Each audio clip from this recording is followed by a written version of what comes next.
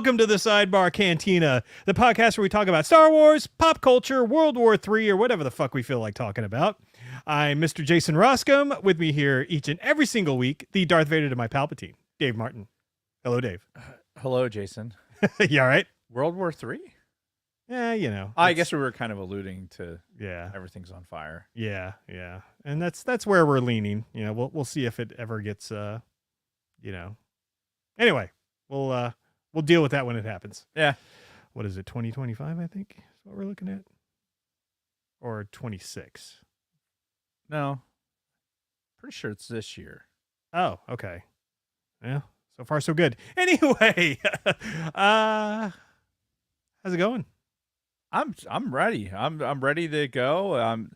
Listen, we had a whoa. Tenacious D broke up?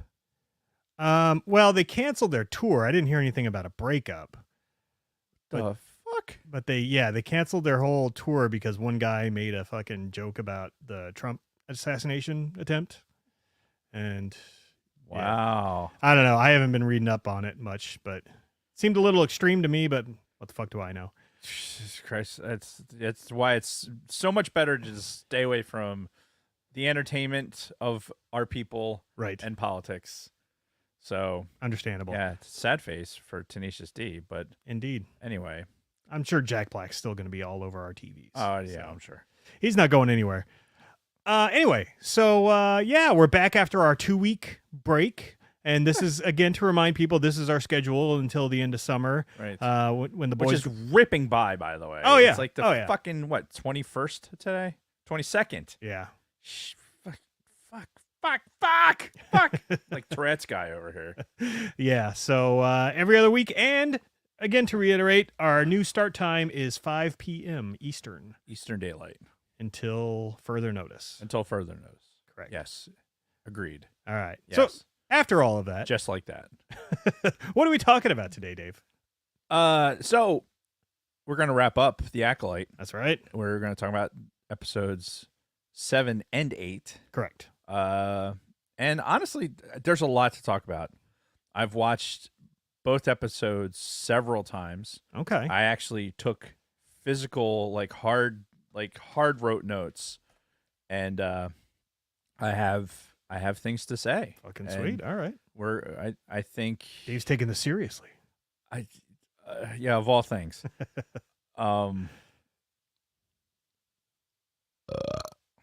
Excuse me. So yes, we're talking about Acolyte 7 and 8, but as always, we've got a lot of other business to attend to first. So I guess we should move right over to Patreon and talk about that, perhaps. Should we talk about that? You should talk about Patreon. I definitely will here momentarily. All right, we'd like to give a huge shout out to all of our current patrons. If you couldn't figure it out, I didn't have it up. Frank Kalevich, Don Solsky. Oh, come on. Helen Martin, Shotgun Mark, Nick from Swede Studios, Scott and Kim from the Use and Abuse podcast, Catherine Rennick, Tina Land, Frederick Martin, Wally Frogmore, my wonderful mother-in-law, Patricia Goodstein, Lord Helmet Fire, The Orange and Fett Show, Carly Vickers, David Schmuck, Chantal from Pop My Culture, Kristen Roscom, Sterling Asia, Dragon Buddy, and Nicholas Schaefer. If you'd like to consider becoming a supporter, you can find us at patreon.com/thesidebarcantina. Thank you again to all of our listeners and supporters. You are the reason why we do this. My penis is so smooth. Not cool, man. Not cool. It's just funny. I just enjoy it. Yeah. So, that being said, do you have any sidebar headlines? I do not think so. I'm No? going to refresh my screen, and doesn't look like I do. Okay. But Luna Girl is in the chat, so everyone say hello to Luna Girl in the chat. Hello. Hello. And stay tuned. I'll do a rundown here at the end of the show. Okay. With the greatest hits. And if you have something to say, remind Luna Girl in the chat, and hopefully she can give me some pointers as we get towards the end of the show. If not, I'll make it up. because that's what I do. Yeah. So I actually have a day in Star Wars. Excellent. And it's for this coming week, 3 days from now, July 25th. And this is specifically July 25th of 2008. 2008. 94. You'll probably never guess, but I do feel like we've actually talked about this before. But July 25th, 2008. Well, they did something to promote Clone Wars. Because that's when. Oh, no Clone Wars fucking came out. idea. Okay. No idea. So to promote Star Wars The Clone Wars, Lucasfilm gives away actual ammo boxes painted to resemble clone troopers to attendees of their 2008 San Diego Comic-Con party. Wow. And that's what it looks like. Neat. Yeah, it's an ammo box, like a straight up real ammo box painted like a clone trooper helmet. And because, I have to, out of curiosity, I just went to eBay to see how much people are selling those for. You can get them as low as $300, which was kind of surprising. I'm pretty sure that I could paint that. I mean, I have ammo boxes. Right. I could just paint one and be like, But yo, here it is. Can you really do it as good as the Lucasfilm people? It's a fucking ammo can. All right, painted. All right, then I challenge you to paint one of your ammo cans to resemble a clone trooper. All right. All right. Let me know when it's done. Should we now move on to our weeks? Yeah, let's do it. All right. So it's been 2 weeks, and I do have an addition to... Sacred Jedi. And these are good ones. Now, we talked about these when they came up for pre-order, but now they're actually in my hands, and it's even more glorious. And I don't remember anything you said about pre-order, so even better. It'll be a surprise all over again. It's like, yeah, that goldfish brain, like that broad from that movie. Yeah, well, I got the Look at Last that. Command Black Series 4-pack, which includes, if you can see him, Luke Skywalker, Luke's clone, Joris Sabayoth, I still call him both, but whatever, and Mara Jade. And this is from the book The Last Command, when they had that final showdown at the end where it was Luke fighting his clone in Joris's like throne room or whatever. And it ended up being Mara Jade who killed the clone. But spoiler alert for this 30-something-year-old book. But yeah, it's fucking awesome. I love the fact that they did the clone Luke, because that's a story you don't really hear much about anymore. No, you don't. And it's in Legends, obviously, so it's not canon, but you would think that they would do something like that in current Star Wars, like maybe make a clone of Ahsoka or something, like an evil clone of some well-known character. I wonder, who did they use for Mara Jade? You wonder. That's a good question, because normally they have actual humans Right. to base these Black Series figures off of. Man, I'll tell you, the legend shit. We're gonna get into some legend stuff today. Yeah, But very true. Look at that's a really, really good post Jedi look, or Luke rather. Well, a look at Luke. A look at Luke, and then yeah, It's Sabayoth, and then that's the clone Luke, and he's even got these evil eyes and this evil grin on his face too. yeah, and he has the baby killer. Yeah. You look at the saber. Right, because that was part of the story, was the way they got Luke's genetics was from The his hand. severed hand. Yes. Right, so somebody found the hand and the lightsaber, somehow got into the Empire's hands, Yes. and they cloned him from that. And of course, I got 2 of these, so one of them's going to get opened. I love the presentation of that too. Oh yeah, That is awesome. yeah. And yes, they were lightning hands there, Rick. Oh yeah. And really, the only other thing I had is I met up with our good friend Big Swede a couple days ago. What? Yeah, so he needed to borrow something from me that he is using in an upcoming trek on his on his channel and everything. So Nice. he's working on a new song. I don't think I'm at liberty to say what it is, Fair enough. but yeah, and he needed something of mine in order to do it properly. Excellent. Yeah, Excellent. it is excellent. Did you go out to his place or? Now whenever we meet up, we always meet up at Guitar Center over by the Cherry Hill Mall. So Any excuse to roll into Guitar Center, I'm sure, is Yeah, I think he does that on favorable. Yeah, I think he does that on purpose too, Right. because he always goes in and is looking at shit and always wants to buy stuff when we're in there. But anywho, that's really it for my weeks. I mean, I've done a lot of productive shit. Like taking last week off was actually really good for me. I got to do a lot of shit with the kids. Adam's driving is coming along fucking flawlessly. awesome. And I think he could pass his test right now if he took it. Sweet. And then, I got a bunch of shit done around the house that's been needing to get done for a while. So, yeah, it was good. Having that 2 weeks off was pretty nice. Yeah. Sadly, nothing eventful for the podcast here. Yeah. Well, that's not what it's for. Yeah. So, but that's it. That's it for me. I didn't do anything eventful either. The only things I got really are last weekend, not this past weekend, but the weekend before. We pulled everything out of the crawl space, and holy shit, there was a lot of crap in there. Yeah, you sent me the pictures of like all those totes stacked up Yeah, and everything. Yeah. Yeah, there was a lot of shit, and we got that parsed down to a reasonable amount of stuff, and we still have some stuff to go through just to be like, okay, this is going to Goodwill, this is just getting thrown out or whatever, but we got it down to a reasonable thing through Monday into Tuesday. But then we, with work and everything, we just kind of like, all right, I'm just putting everything into the shed just so, because we were leaving Thursday to go out to State College. But, dude, being in the fucking crawl space for all that time was absolutely fucking brutal. Yeah. It just like my body just screams at me when I do stupid shit like this. Yes, it's very well documented. Yes.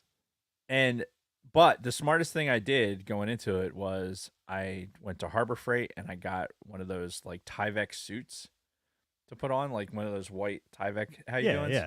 Because it's all dirt in there. Mhm. Like it's all dirt and spiders. Yeah. In there. So I'm like, had that with the suit on because the booties and everything else. So it was hot. It was hot outside because we were still at the back end of that heat wave. Yeah. So it was hot outside, but it was relatively cooler in the crawl space because, you're getting the air conditioning, all the air conditioning vents, and it's also dark and but no sun. I'm dragging these all the shit out of the crawl space because my crawl space is like the entire front half of the house. Wow. It's not this. It's twice as big as this room. Damn. In area. And how much of it did you have filled with stuff? It's chock full. Really? Oh yeah. So it was wall to wall from one side to the other. How high is it? Like how much? It's about yay high. Okay, so you could probably stack like 2 totes. Yeah. In there. Yeah. 2 totes, but me, I had on my hands and knees. I could just like if I got into the rafter tilted like this, I could like do stuff. But most of the time, I was either on my side or just on like one elbow, pulling, dragging as much stuff as I could. Yeah. It was just god awful, but got everything out of there, and so we could go through it.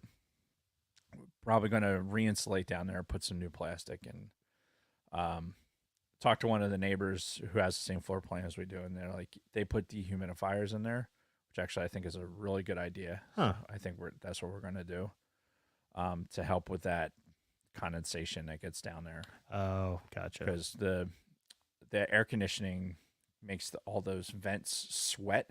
Yeah. And then that condensation gets all in the fucking dirt. Mm. Yeah, oh god, it's just awful. Just the spiders and the crickets and the dead spiders and god, it was just awful in there. So we got all that shit out, and it was a huge project that we've been wanting to do forever. So it's something that we're checking off the list. Yeah. Among all the hundreds of other things, home ownership is just fucking awesome.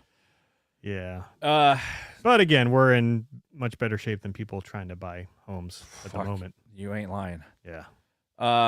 So anyway, yeah. So I was trying to get everything set up so that when we left on Thursday night after work, we went out to see Kate, because Kate had surgery over the weekend. Everything went well. We were out there for basically for the weekend. I drove back and forth. There was a lot of driving. I'm just like we talked about it, before the show started. Mm-hmm. It was for me. It was a lot of driving because I think it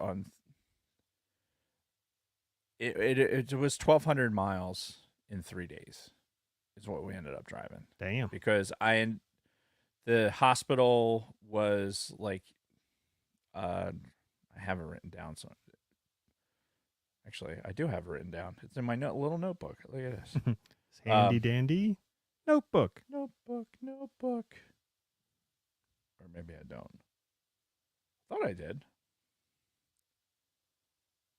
Yeah, there it is. So it was 84 miles to the hospital. It's 209 miles to State College and 84 miles to the hospital. Once we got to State College, then 84 miles back from the hospital because Kate stayed overnight. Then we went back to the hospital that morning, and then I drove Kate back from the hospital to her apartment in State College. And then we went. I took her youngest dog to New Jersey because he has a little bit too much energy to be in a house with somebody who's recovering from significant surgery. Understandable. So I drove Theo all the way back to our house in New Jersey, so it's another 209 miles. Mm-hmm. Left Kathy in State College with Kate. So RON got up first thing in the morning, went back to State College. The very next morning. The very next morning. So you just came home basically long enough to sleep. Right. Wow. And then back to State College, hung out for a little bit, and then from there, drove back. So, the most eventful thing on the entire trip happened on the way back. The final time coming back? The final time where I have Kathy in the car and we're heading back on Sunday, yesterday. And like I said, Kate, surgery went well. She's recovering really well. Ryan's taking good care of her, so we're couldn't be happier. So we're heading back from State College, and I'm just at that point where I've been in the car for too long. I've just been in the car for too long. Yeah. And we're on 76 on the Pennsylvania Turnpike, and there was a quite a bit of traffic. The way we go to State College is we come down 322, which basically is like over the mountains, and get on 76 right around Harrisburg. So we were traveling from Harrisburg, and we were almost to the Valley Forge exit, and traffic started to stop. Like everyone was heavy, like hard braking.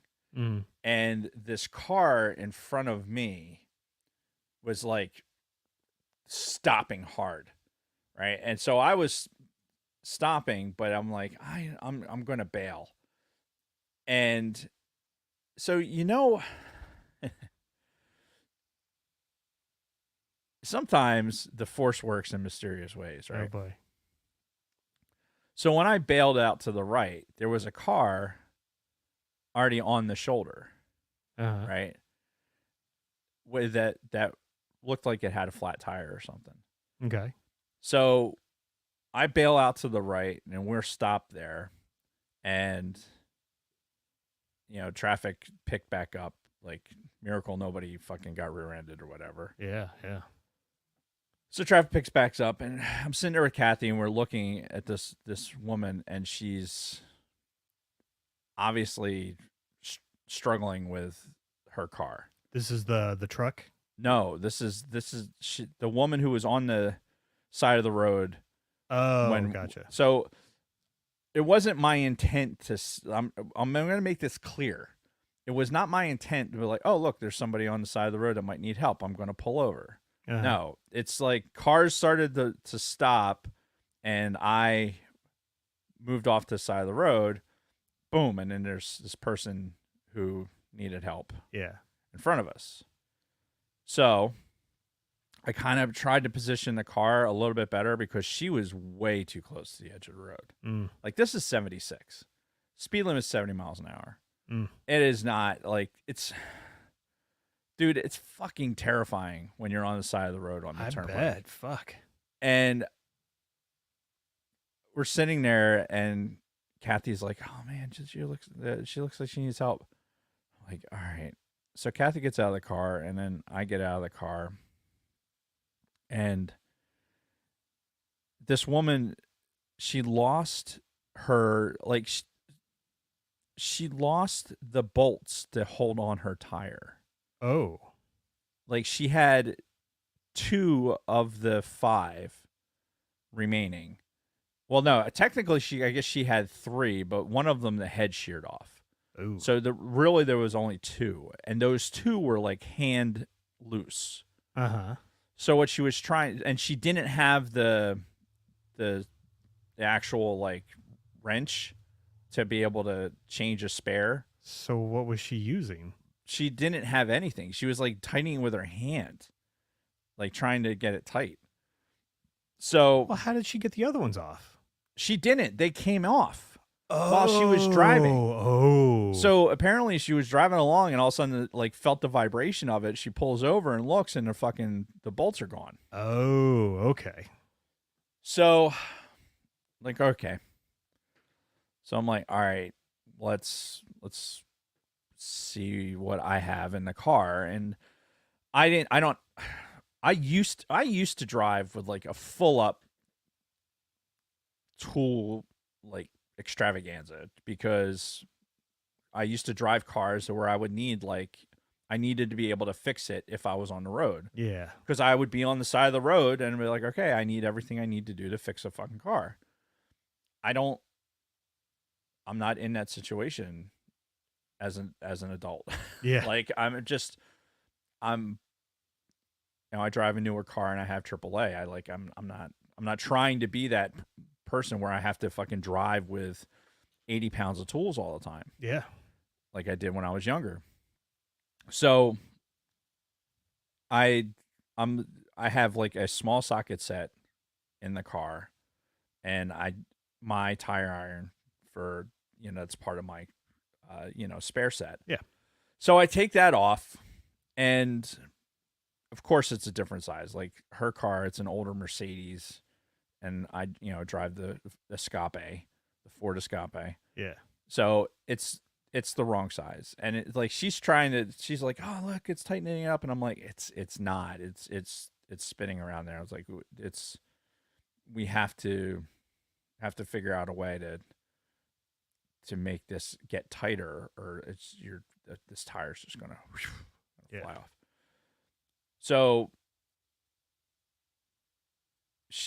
I forget the sequence of events, but she thought she had gotten it tight enough, and then she started to roll, like she stayed in the shoulder, and then the tire like got worse, like where one of the 2 bolts that she still had popped out. So she gets pulled back over, like thankfully a little bit further over, but meanwhile the highway traffic is just fucking blitzing by. It's like zoom, zoom, zoom, zoom. And it makes your butthole pucker, like when a tractor trailers are going by in the right hand lane doing that. There's only 2 lanes. Oof. Like at 76 there is only 2 lanes, and the shoulders are small. Yeah. So so one of the bolts that thought that she had tightened popped out. Yeah. And she's like, we didn't move that far, maybe like 500-600 yards. Okay. So she's like, oh, I think I know where it was. I'm going to go get it. I'm like, you really shouldn't do that. We should probably just call somebody. Yeah. And she's like, no, I can get it. And she takes off running to go get it. I'm like, in which direction? Backwards, back the way we came. Okay, but not on the road. On the side of the road. Okay. So she goes running back that way and finds the bolt and then comes back with the bolt. And I'm like, oh my God, this lady. So she gets back and I'm like, all right, we gotta fucking figure out how to make my wrench fit on that thing. Like this Apollo 13 fucking like I gotta figure out how to make this fit on this with just this. Mm-hmm. So, and this is like proud MacGyver moment, right? So I had the socket set, which had like sheet metal. How you doing? To hold the sockets onto it. Oh, sure. Yeah. And so what I ended up doing was I just bent off, like, just got a length of that, bent it off, and then used the width of that and basically formed this piece of sheet metal inside that my how you doing? Yeah. To try and get to the right diameter so it would at least grab the head of the nut to the point where it would be tight enough. Yeah. So I'm cutting my hands and fucking because I'm working with sheet metal with my bare hands. Yeah. Sweating my fucking nutsack off. The fucking cars are going by. And so we're like, and apparently, she's talking to Kathy and she's an Air Force brat. Oh, Apparently nice. she was born in England and, her England. and her dad and her aunt were both in the Air Force and like, she's getting her whole story. And apparently she's like a black belt in Taekwondo, right? And I'm like, well, that explains the fearlessness of going right headlong into traffic to go get your fucking bolt. Yeah. So which she thought was hilarious. So anyway, I fucking MacGyvered this thing to the point where I can at least get the 2 bolts that are left. Like she's got 2 bolts to get onto this fucking thing. And then she's like, well, why don't we take one off of the one of the other tires so then I can have 3. And I'm like, that's not a bad idea. Yeah. So I went to try and take one of the bolts off of the other tire, and the torque was too much for the thing that I rigged up. It was just, yeah. I ended up bending my how you doing? The tire iron. The tire iron that, for the escape. So I'm like, listen, I'm not going to strip out your stuff doing this. Like it's not going to work. Right. So I got the 2 bolts that I got on there. They were fucking tight. I mean, I grabbed the tire and I'm fucking shaking the shit out of her car. She's got two young kids in the car too, by the way. Oh. Yes. So I grabbed the tire. I'm shaking the shit out of it. Right. I'm like, okay. I'm like, listen, this is as good as it's going to get right now. We were like 2 miles from the Valley Forge rest stop. Okay. Right. Let's shoot our shot. We'll follow you, and let's see if we can make it to that rest stop, and then get there, and at least we'll be in a safe place where we can, make another call. Yeah. Tractor trailers and shit going by. So start going, make it a good. Actually, no, we were 4 miles away from the rest stop. We made it about 2 miles, and then the one of the heads sheared off of one of the remaining bolts. Oof. And then we're down to 1, which guess what? Your tire's not going to stay on really it'll stay on, but it's going to wobble like fucking crazy with one bolt. Not position A. So stop, get her pulled over. And Kathy actually saw the head of the other bolt come out, so it was like right in front of our car. So we're standing there and looking. I'm just like, this. There's nothing we can do with this. Yeah. There's like this is destination fucked. Right. So, just as like, I'm just kind of staring at this, going like, all right, well, we're calling AAA for her because that's what's happening next. Like, I'm not standing out on the side of the road any longer. And then, sure shit, finally, I mean, we were on the side of the road for a good 40 minutes. I mean, I'm dicking around trying to, create this shim in the goddamn, and, to make this socket fit for a while, sweating my dick off. And finally, the moving patrol that pulls over and helps people, like if they have flats or whatever, that guy finally pulls up. I'm like, oh, thank fucking God. He pulls up, typical fucking fat white dude, fucking pants just like falling down. Like, oh yeah. And he's trying to mansplain some shit to this broad. And I'm like, hey, listen, she's got like one bolt holding that tire on now. He's like, oh, let me go take a look. I'm like, all right, dude, you do that. So he goes over there and he gets on the radio, whatever. And like this woman, she couldn't have been nicer. Like I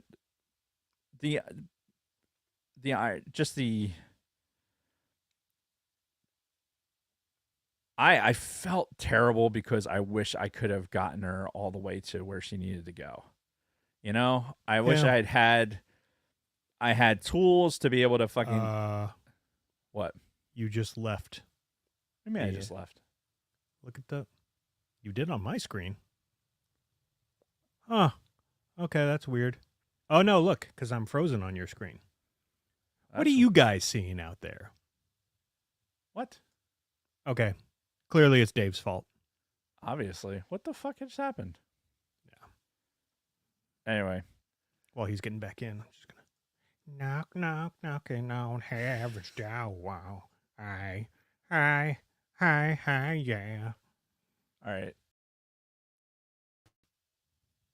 I'm back, I guess. Yeah, that's what it looks like. Dude, your computer's all fucked today. If you didn't notice, also on the screen, he's like zoomed in a little bit more. Well, now I'm not. Look, see, it's right. Ah! What the fuck is happening? Destination fucked. Destination fucked. Anyway, so it's just one of those things. Like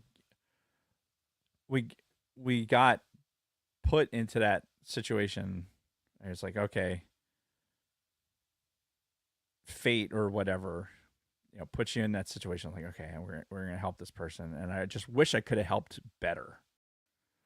Well, I mean, some things you just like. I know you can't. Like, clearly that tire and that whole thing was fucked. I know, but it was like I'd been sitting with it for 24 hours or whatever. But it was like I just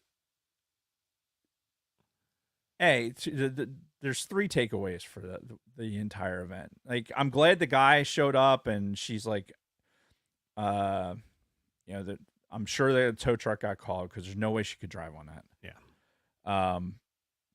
So I'm certain that everything worked out, but because I couldn't stay there. There wouldn't like to get a tow truck into that spot because it was like the fucking shoulders are so goddamn tight. Mm-hmm. So I'm sure everything worked out. I just feel like I just wish I could have done more. Yeah. And I just sit with that. So, which doesn't surprise me knowing you. Like, yeah. So there's that. And I think the reason why, well, yeah, it's just I just wish it's like one of those things where like I would have loved to have just been like, here, we go through all this, do this thing, you get to where you need to be, but it didn't happen, but it worked out. The other thing, when you see a fucking vehicle pulled on the side of the road, mm-hmm. and you don't make an effort to fucking move over, you are a useless sack of fucking toxic waste that I'm going to fucking pit you off the fucking road if I see you. I swear to Christ. You know, you have this fucking fearless woman, like she's got her ass was in traffic basically because she didn't pull over really that far. Mm-hmm. So when I pulled up, I pulled up like police car style to try and you pull your car up in an angle so that if another car does come, at least some of that momentum is going to push it away. Yeah, yeah. That's why cops park like that behind you and on the highway. So if another car comes, it's going to, some angular deflection. So, but people don't. The vast majority of the people that were on that fucking road didn't even attempt to move over. Mm. And I just each time when I was on my knees trying to get some torque into these fucking bolts so that we can get this car moving, and I can feel gravel like pelting the side of my head because the vehicles are so close that it's basically bringing by this fucking, they're doing 75, 80 miles an hour easily. Yeah. And well, hang on, it is Pennsylvania, so we were in the right lane. The average for my cruise control was 75. Okay, so clearly right lane. Clearly the good drivers stay in their state then, I guess. But it was just, I was so fucking pissed off that nobody would move over. And I was just, and it's terrifying. If you've ever been on the side of the road and tried to like change your tire, or you've had, your car overheat or something like that, it's when you're out there and those cars are whipping by, like it is not something to be fucking trifled with. No. I am telling you, there are police officers that die all the time on traffic stops. Oh yeah, that happened in my hometown when I was before I left. It probably happens fucking weekly, if not monthly, if not weekly. Yeah, where either they're hospitalized or somebody's fucking killed. Shit, the commanding general of the Air National Guard up in Pease just recently got killed. Oh shit. Yeah, he was driving. He's owned a farm, and he was checking the load on the back of his truck, and he was there on the side of the road, and somebody fucking clipped him, killed him, and kept going. Really? Yeah, it ended up being like some 81-year-old guy who had no idea that he hit him, allegedly. Right. But yeah, killed him. Because he got out of his vehicle on the side of the road. I always told the kids, like, pull over to the side of the road as far as you can and call me. Yeah. Don't get out of the fucking car. Like, this is why we have AAA. All right. I would you don't be the hero to go out there and try and deal with all the shit show that is trying to get your fucking donut out. Yes, you have the ability. Like, I don't care if you're a girl, boy, whatever. Yes, you have the capability, and if you're in a safe place to do it, then that's fine. On the side of a fucking highway where cars are going by at 75 miles an hour and you're standing on the rumble strip trying to change a tire, wrong. Absolutely wrong. Get in your fucking car, make a phone call. Yeah. Or try and get your vehicle to a point where you can at least be far enough over where your ass is not fucking hanging into the road. Yeah. Either way, it's too fucking dangerous because people don't pay attention when they're driving. Everyone's on their fucking phone. Everyone's they got cruise control on. They're just fucking they're looking at their text messages and everything else. They're zoned out. And it only takes just a small fraction of a second of not paying attention to fucking clip somebody. Yeah. And if you don't have the situation awareness to be like, okay, I'm focused on trying to change this tire, and you're not thinking about what's going on behind you, you're fucked. You're going to stand straight up and walk to your car like you're like normal, and next thing you know, you're fucked. So stay in your fucking car. And if you're in a car and you see somebody fucking off the side of the road, I'm not saying you have to fucking stop. That's not, in this day and age, that is entirely on you and what you feel like you can do. But move over to the side. Don't put yourself in a position where you could jeopardize them. That's Dave's fucking public service announcement for the fucking day. And like Brian in the chat, he's talking about his current car didn't even come with a donut. Hey, knowing that you don't have the donut and you know that you're like, okay, if something happens, this is what my situation is going to be. Perfect. Like if you're on a road trip and you go to change your tire out and you don't have a tire iron, fuck. Like, okay, then you should never, don't get out of your car. Yeah. Because you're going to start doing shit that you can't possibly finish. Right? Don't go on your road trip without knowing that you have the capability to change your fucking tire. Right. Make sure you have AAA. Yeah, if that's the case too. Get AAA, get whatever. Almost every car insurance company has some sort of tow thing. Also. Yeah, I will say though, USAA's kind of sucks. I've had to use it a couple of times, and it was. Is it? Yeah, I know. We've had AAA for years. With the kids, especially when Jeff was up at Rutgers, because the distance, you have that like unlimited miles. How you doing? Because he was greater than so many miles. We wanted the ability to have a longer tow. And when we went out to Lake Erie and the former Escape, the transmission went in outside of Puxatawney. Remember when that happened? Oh yeah. Yeah. Well, thankfully we had the good AAA. So all those tows that we got, we didn't all covered. They were all covered. Nice. No, otherwise we'd have been paid fucking probably close to $1,000 in towing. Oof. I'm curious, how much does AAA cost these days?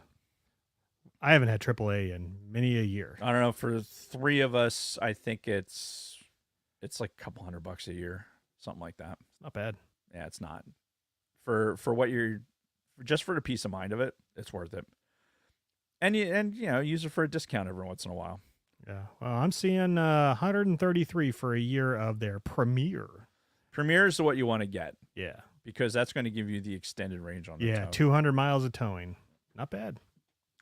So, anyway, to close that out, I will say that it was definitely an interesting day. Having my adrenaline going because of the fucking traffic.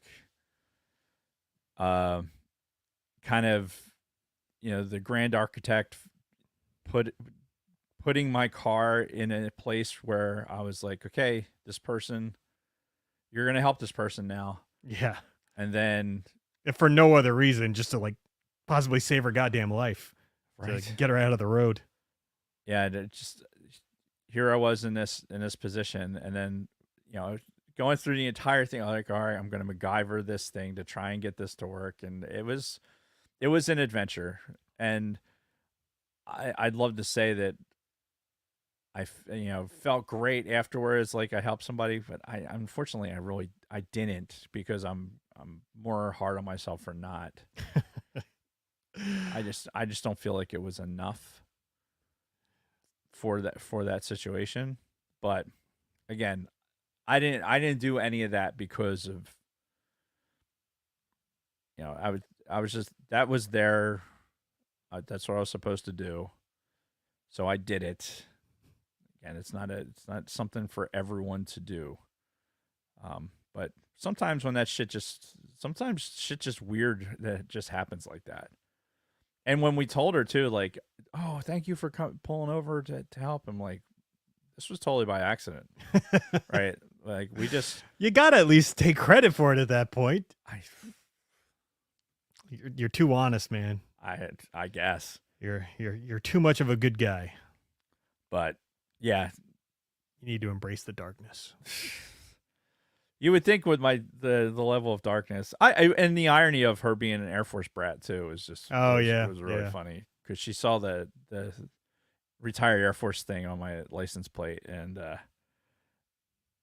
she's like, oh, you're in the Air Force. I'm like, yeah. She's like, well, how long? I'm like, yeah, 22 years. And she's like, and then she started talking about growing up in the Air Force. I'm like, wow, that's fucking weird. How old was this person? She was probably Kate's age. Okay. Like 25, 26 years old. Yeah. Maybe a little bit older. Her kids seemed like they were a little older. Maybe she was a little older. All right. It was tough. She was African American, so they look Choose your next words wisely, Dave. No, they look younger.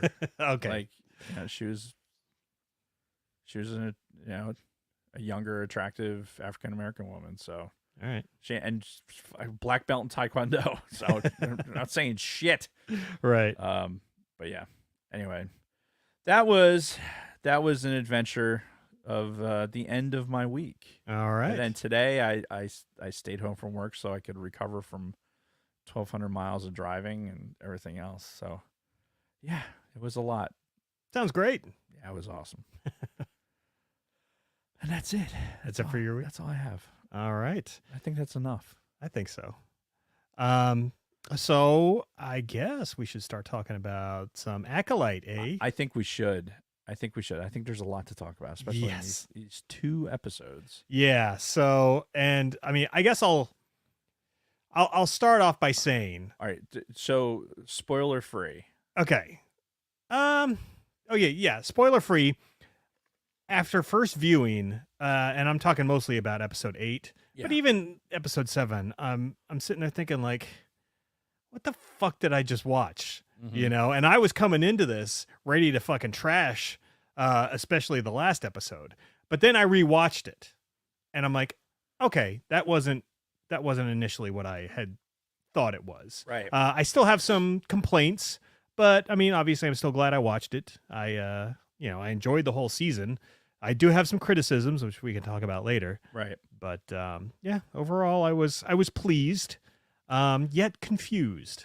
I think there's some value in rewatching, for sure. Oh yeah, because like if I hadn't rewatched it, I'd come in here like shitting all over it. Yeah, so rewatching it, I don't know if it made it. It didn't change my opinion. It just, if anything, it kind of, it made me want to explore deeper into some of the other aspects of it, and we'll get into that when we talk more spoilers. But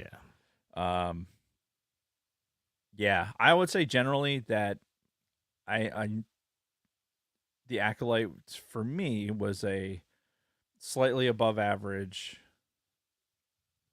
story. Yeah, and I pretty much feel the same way. It had some great moments in there, some really great Star Wars moments. But yeah, as a whole, it was clunky, questionable dialogue and motivations for some of the characters, mostly the sisters, which, I think they did a real disservice to the sisters in, some of the writing and, getting better like performances out of them. Insert image of Jason shitting on OSHA's face. Rule 34, that shit. I don't think I would shit on anyone's face ever for any reason. I can't imagine. What if they paid you for it? How much? Like I ain't How much doing. you be willing to do it for? Well, it ain't gonna be 100. It might not even be 1,000 pesos.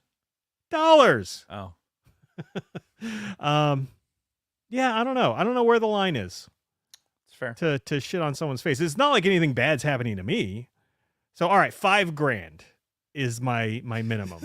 You heard it here first. So $5,000. if anybody wants me to shit on their face, cough up a check for $5,000. Otherwise, it's not going to happen. Fair enough. Now we know. We'll add that to the website somewhere. Right. Like, put that. Can we get that on TeePublic? Okay. just a list of things that you can buy from Starkiller Studios. Yeah. T-shirts, hats, T-shirts, hoodies, Jason shit on your face. pillows, Jason shitting on your face. Oh God, that's awesome. It's something. All right, so let's start breaking these episodes down because we got, again, a lot to fucking talk to. So we'll start with episode 7, which was titled Choice. 37 dicks. Going wrong. And we had to do our spoiler alert drop. oh yeah, spoiler alert from here. So we immediately are told that this is a flashback episode because we're on Brendock 16 years earlier, and I just have to say I fucking called this. You did Immediately after episode 3, the Yep. first flashback episode. I'm like, they're gonna do another whole episode at some point where it's from a different point of view, and sure as shit they did. Now, a lot of people thought it was, if they do that, it's only going to be some flashbacks during a normal episode, but nope, they decided to go the whole fucking episode again. I think that the only part is, yes, you swung and made contact, but the only reason it wasn't a home run for your prediction was it wasn't from somebody else's point of view. Like you were saying, it was going to be from someone's specific point of view. Yeah, like either May or but it wasn't. It was just the flashback. yeah, and essentially what really happened. Yet it still didn't solve some of the problems that we have with what happened at the witch home. So anyway, we go to our Jedi crew, the 4 of them. Was it Indara, Sol, Kelnaka, and Torben. And they're just like fucking foraging and metal detecting, and you know, they're just chilling. Yeah, so what they're doing, and I had to rewatch this a couple times to figure this out. Like, well, not to figure it out, but just to like really get a grasp on it. Yeah, so it was this Virgins, right? Their entire reason for being on this planet was to try and figure out why this is the Genesis planet, right? Yeah, well, because, and they had mentioned too the great hyperspace disaster that had happened, and I know that's how the High Republic book started, was with that event, right? And I guess, you know, at some point during that, like a piece of fucking debris like slammed into the fucking planet at, you know, and hyperspeed and killed everything. So why is there life on the planet? So they're basically picking up pieces of life and actually putting it into machines to analyze it. Yeah, because there's now it's like got forests and plants and everything. So now they're just wandering around picking up random pieces of life and looking for a virgins in the forest. If this isn't the fucking army, this is some army fucking shit. Oh, and yeah. I'm sure that I know Bronco Fett's in there in the chat, but like this really seems like some army shit to do. Like, hey, we need you to go out there and pick some grass, put it in this machine, and tell us what kind of grass it is. Like, how much grass? Just keep doing it until we tell you to stop. Right. Which is why, you know, Torben's like ready to get the fuck out of there. Yeah, he's fucking whining the whole time. He's like, I just want to go back to Coruscant. Fuck this. Jedi fucking bitch. Yeah. And look, I will say, going into this entire thing, is every single second that these Jedi are on screen, they're validating the fact that how bad they suck. Yeah. Every single through this second. whole fucking episode too. And there's some great quotes that when we get to them, I'm gonna fucking make sure that we talk about. All right, cool. So when they were talking about the virgins, Indara, I think, had the quote. It was Sol. A concentration of force energy centered around a location, which, you know, we've heard of before, but, you know, in reference to episode 1 of the prequels, you know, Qui-Gon mentions he's found a virgins, and they're like surrounded or a person, you know, surrounding a person. Right. Yeah. So in this case, a virgins doesn't necessarily have to be formed around a being. It can be just, I guess, anywhere. There can be just like these little pockets in space of these force virgins. Allegedly. Yeah. I mean, I don't think they know. Otherwise, would they be grabbing fucking grass and walking around with fucking metal detectors? Like, if they had some idea, like, all right, there's no people on this planet. Yeah. So this is what we're gonna do. Right. Or so they thought. Yeah. So I wrote this note down. I fucking hate what they did with Kelnaka. Basically, for his voice, all they're doing is reusing the fucking Chewbacca sounds. Like all the fucking Chewbacca sounds from the original trilogy is what they're recycling for the voice of Kelnaka. Which, Okay. why not make a new fucking sound?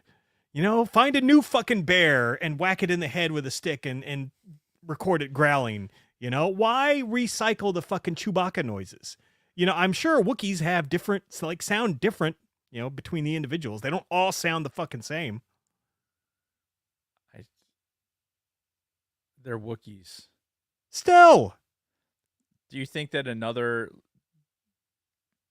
you think to like dogs? Well, I guess that's not a good. Oh, example. dogs sound different too. Yeah. I mean, at But least. how do we sound to dogs? Fuck if I know. Well, I mean, I know they recognize our voices, like the dogs that you have. But anyway, like fucking in the holiday special, they fucking had different, you know, sounds for the other Wookiees. You know, Mala had more of a motherly sound. Lumpy was a fucking just a whiny Wookiee. And then fucking Grandpa in his fucking masturbation chair, he was like, oh, you know, very deep all right. and old sounding. Why don't we just go ahead and pump the brakes on using the holiday special as our fucking baseline? Well, it did it better than this fucking show did. Compared to what? What do you mean better? Because they actually use different sounds for the different fucking Wookiees, as opposed to this thing where they're just reusing all the same old Chewbacca shit. Make a new sound. You had a fucking $200 million budget. You can bring a fucking bear into or follow a bear around in the forest until you hear it growl, and then record it. Well, what did they do in episodes 2 and 3? Same thing.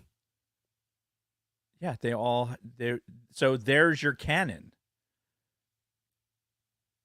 Not the fucking holiday special. Your canon is what is in episode 2 and 3. So according to canon, all Wookiees sound exactly the same. Yes.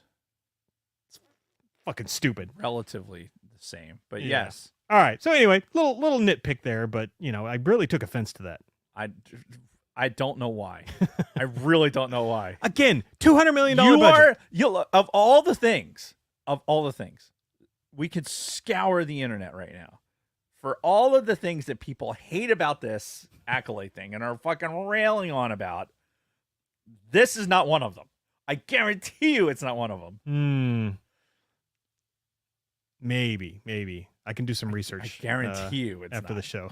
We should have a whole separate episode about Wookiee voices and then just like we should try and market it like one of those like clickbaity things. So it's like Wookiee voices and our thumbnail will be us going, yeah, some bullshit like that. yeah. You know, I don't even click on videos that have those thumbnails anymore. I hate the whole concept. It's like, dude, I know what you're fucking doing. Just stop. I can't. You're not that excited or surprised. I mean, maybe they are. Yeah. All right. Anyway, let's carry on with the episode because we still got a lot to go.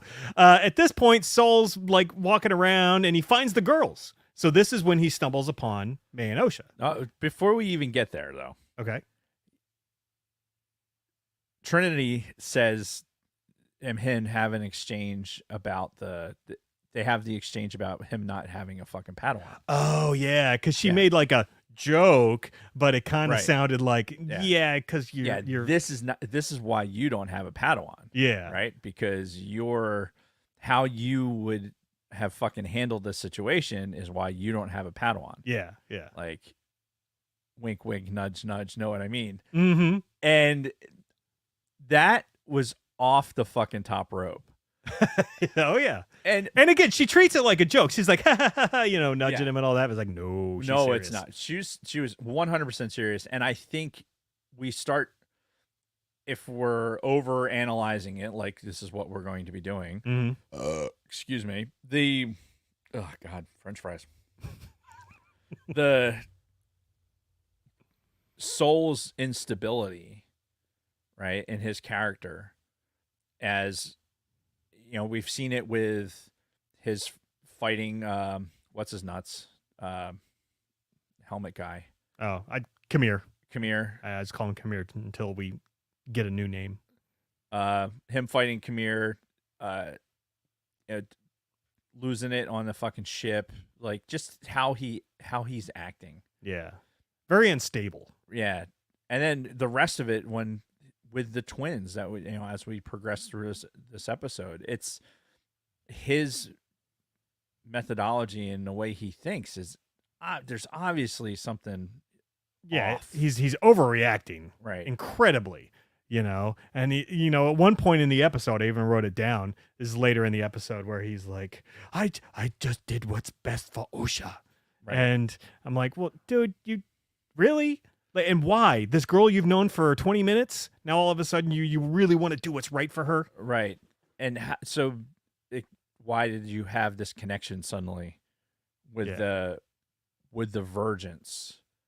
Right. I think there's some pedo shit going on here, if I'm being perfectly honest. I think he saw the girls and he's like, ooh. Yeah. We're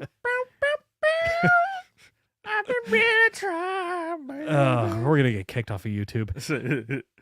No, it's so.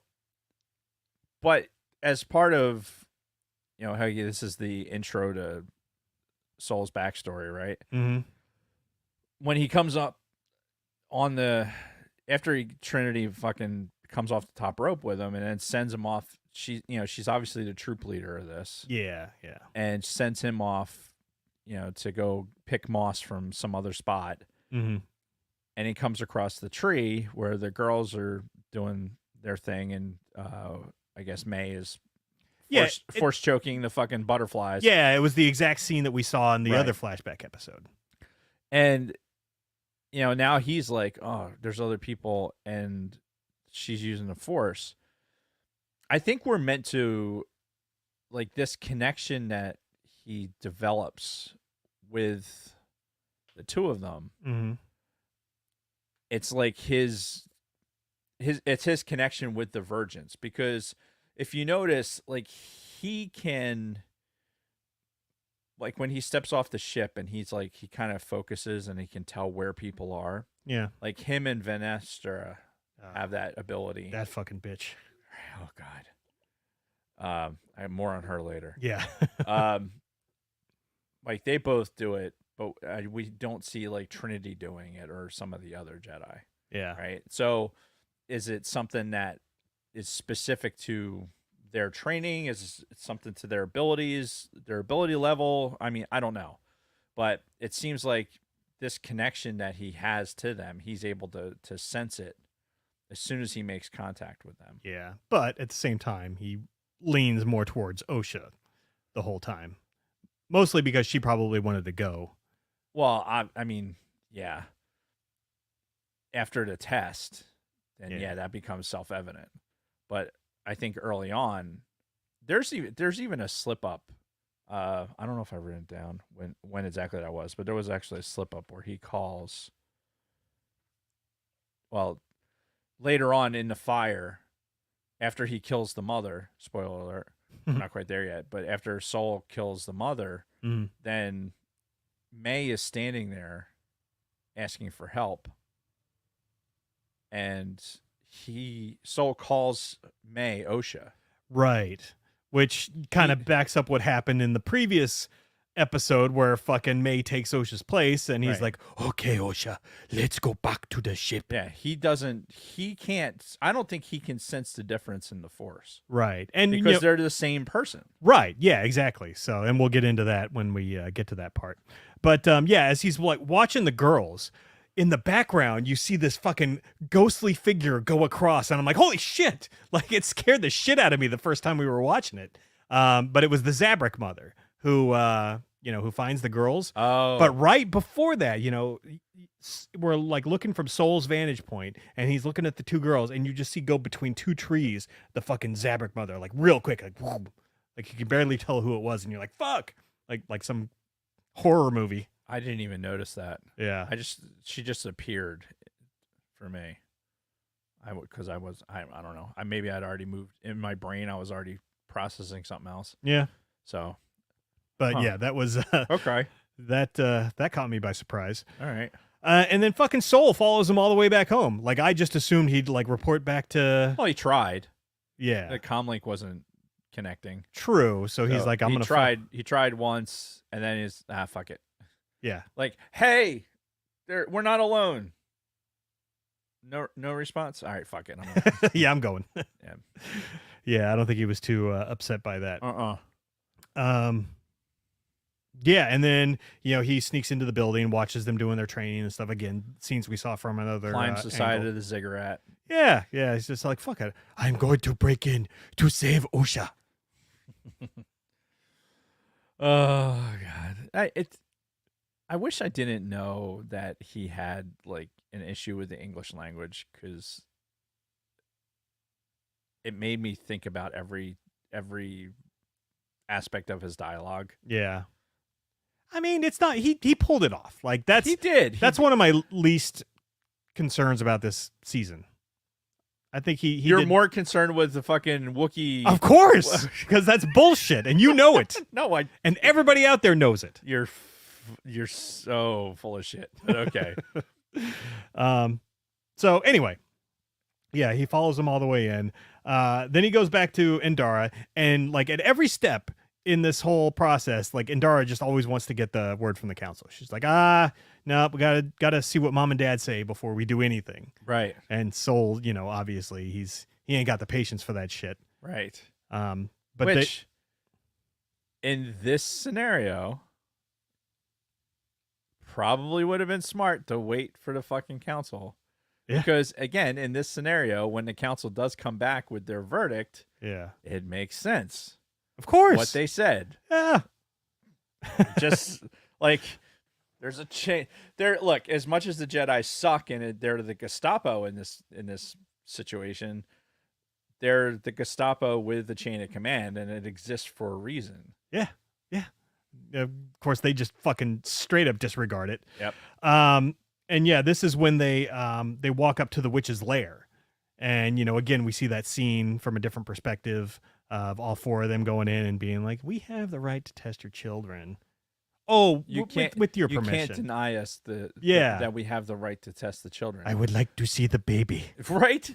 Like, says who? Right. Like what? And this is oh my God, the aspect of this just pissed me off so much. Of course. With the Jedi and how just fucking the hubris that it continues to show. Like, yeah, we have the right to test your child. Yeah. Says who? Yeah. And then, we get a great quote from the senator later on in the next episode. I'm going to quote that verbatim because I wrote it down. I did too. the whole line. Yeah. But anyway, we'll get to that. I have it all written. I believe you. So after they leave, Soul makes this massive assumption. He's, Osha was meant to be my Padawan. Osha is in danger. Right. And then she's like, don't put your fucking desires, and don't confuse your desires with what she wants. Right. And it's like, yeah, exactly. Like he wants this to happen so badly for whatever reason, because he wants that Padawan ass, apparently. God. And I'm sorry I brought that up. It's all your fault. Oh, Osha, this is the time where I stick my finger in your butthole. My penis is so smooth.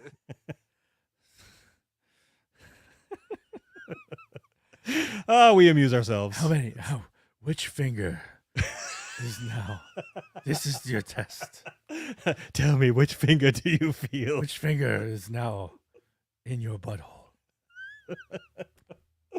Oh, God, that's good shit. Anyway, we got a lot to get to, so let's keep plowing.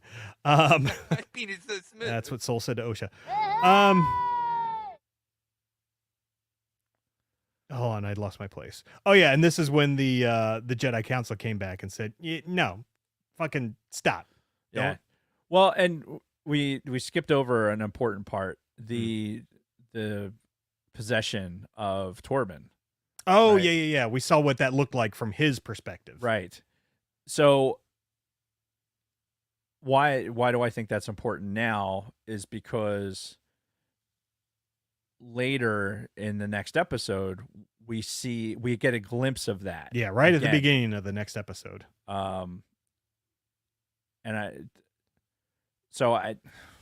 I want to expand. I want to have a conversation about that because I think that's something that we need to expand on. Okay. But well, again, we need to get through this episode first.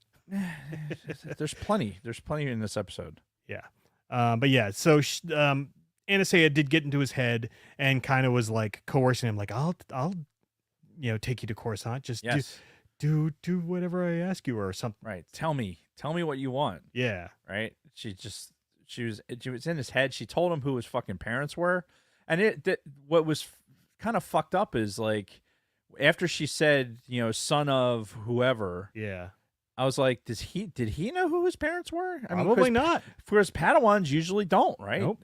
They're too young. Yeah. So she said this shit, and he was probably like, oh fuck, I didn't even know that information. Yeah. Now he was even more jacked up.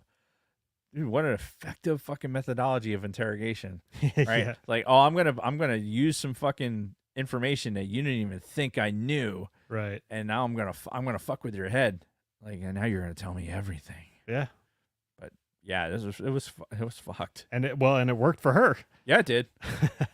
Yeah. So the Jedi Council tells them to fuck off, leave them alone. Essentially, like don't interfere at all. You've already fucked up enough. Yeah. Like just back away slowly. Yeah. But then of course, so I still want to test OSHA. Right. Yeah. So they do the testing the next day. And we see May's testing first. And also they took a blood sample from both of them.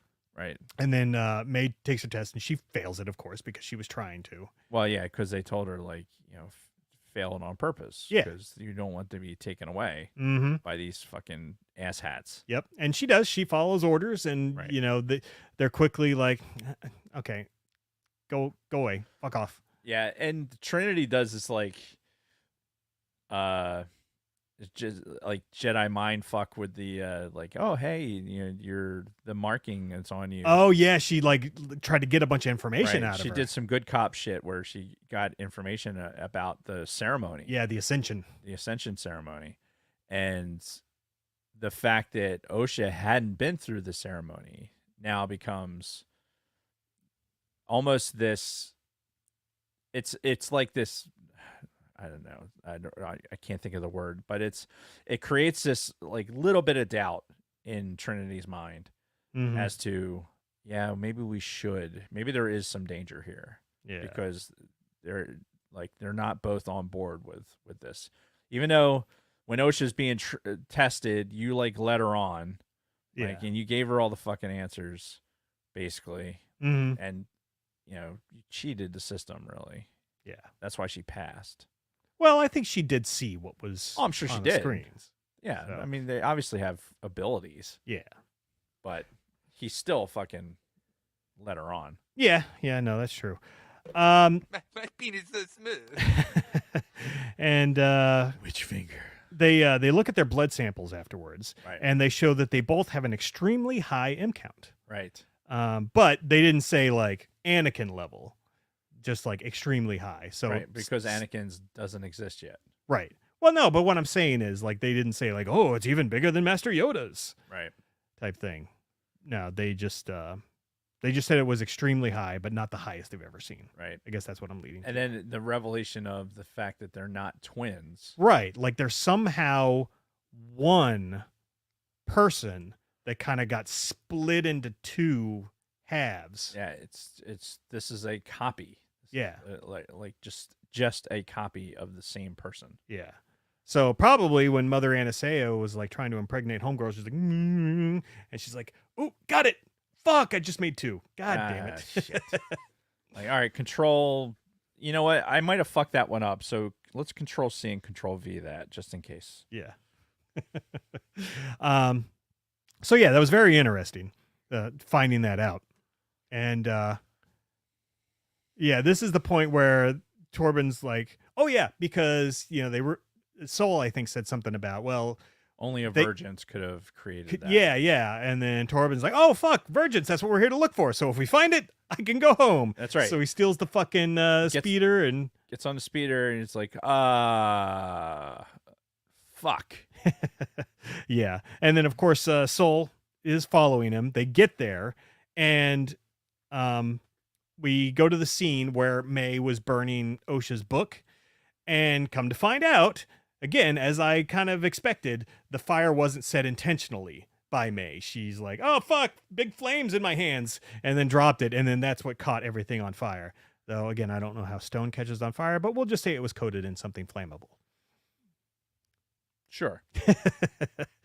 And then right after that is when Soul and Torben show back up in the fucking the witch's lair, and tensions are pretty high. You know, Zabrak Mother's like, get the fuck out of here. You know, Anastasia is trying to keep the peace, and you know that things are really tense. And then all of a sudden, fucking May comes out screaming, "Help! Help! Fire!" or something like that. And then that's when shit pretty much gets started.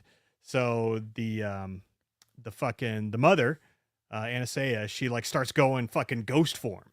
She like turns into this black smoky ghost thing for a second. It's got like this kind of demon looking face. And, you know, Soul's response is, well, what do I do here? Murder! Ah! And he fucking just stabs her. Just like she wasn't doing anything to hurt anybody. Yeah, and he just stabbed the cloud. Yeah. Right? And once it got the saber into the cloud, like she was like, she just reformed around it. Obviously, he took her out. Yeah. And this is after Soul is like, OSHA, and it's not OSHA. Right. We know it's May. Yep. So it's obvious that Soul is like, okay, this isn't an OSHA thing. This is the twins thing. This is your. No, I'm not going to say it. But yeah, and you have, even walking into that though, you have where Zabrak Mother says, I told you, like, Anastasia says, I told you no violence. And then Zabrak Mom says, I told you that they can't have the kids over my dead body. Yeah. Right. And I think she referred to them as my daughters. Yeah, whatever. And then, like, basically puts everyone else into fucking battle stations. Yeah. That's it. That's all I had. I can't remember the other bit I was going to say. Sorry, I just had to type something in the chat real quick.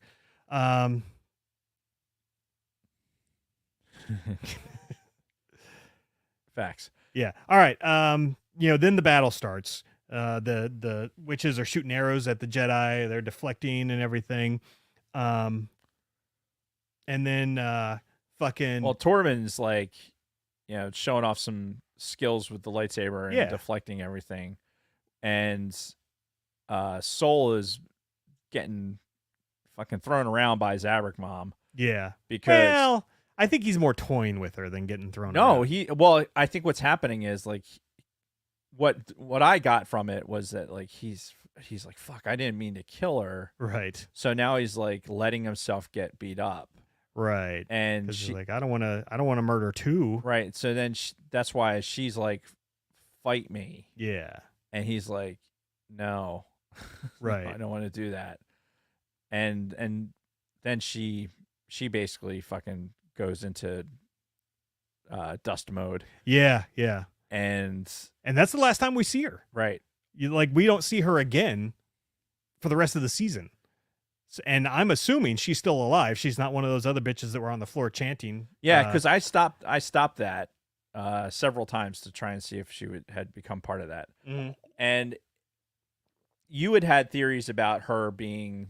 Yeah, I thought she was going to be Kamir's master. Right. Which clearly I was wrong. Right. So I was trying to figure that out. And what I was trying to piece together is maybe she was somehow tied into Kanaka when the witches were doing the thing, mm-hmm. the thing with the thing, yeah, doing that whole thing. That maybe she was the catalyst. Yeah, maybe she was the instigator of the mind control, and then the other witches were just that's why assisting. That's why Torben could hear her say, "You shouldn't have brought him here." Yeah, and he's like, "Oh, I'm ready. I'm good." Yeah, and she's like, "No, not you." And then that's when we see fucking Kelnaka come around the corner, and he starts fucking shit up. Yeah, I know a lot of people were upset that we never got to see him fighting at all before he got killed, but you get a little bit of that here. You get a little bit, though he's fighting another Jedi, which is which I think is great. Yeah, like if you're gonna fight the other Jedi. Yeah, and he was fucking them both up too. Like he fucking knocked Soul out, and then he's got Torben by the fucking head, holding him against the goddamn he's gonna wall, I crush your head. I crush your head. And that's what caused him to have that fucking scar, that right. facial scar that we see when he's older. Yeah, and the no eye. Yeah, fucking skull was being crushed by a goddamn Wookiee. Mm-hmm. And then Indara shows up just in the nick of time when he's not looking, and she fucking takes him down, breaks the fucking hold that they had on him, and then all of a sudden, every one of those chanting bitches just lays down dead. Yeah. So what I think is, this was to use a Matrix analogy, I think this is just when they got unplugged. Mm-hmm. Then they're because they were disconnected basically from the Matrix, kind of like unplugging somebody. Oh, they just went blah, boom, and I kind of figured that's what it was, or like maybe Indara did some sort of weird fucking force feedback, like into the connection in order to get them out. Yeah, something like that. But whatever it was, the breaking of that connection is what ultimately killed them. Yeah, murder. Yeah, exactly. But at least in that situation, it's like, okay, they were actively, like, it wasn't like they were defenseless. They were using the Wookiee as a weapon. Sure. Right. So she was right. The Jedi were justified in wiping out that whole coven. Right. Like fuck them. Right. Exactly. Fuck them. Well, a couple of them are still alive, so they weren't completely wiped out. Yeah. Just, the homemade ones. At this point, the whole fucking fortress is like exploding because that reactor is fucking blowing up. Reactor. We never found out why that was. We have no fucking clue why that reactor just all of a sudden blew up. It can't be because of the fucking fire that was set on the other side of the building. Why not? How would that do that? I don't know. How does stone burn, Jason? That's a good point. But I don't think that the fire got out of control pretty quickly. I don't think it could have gotten that big to where it worked its way all the way down to the fucking, reactor room and take that out somehow.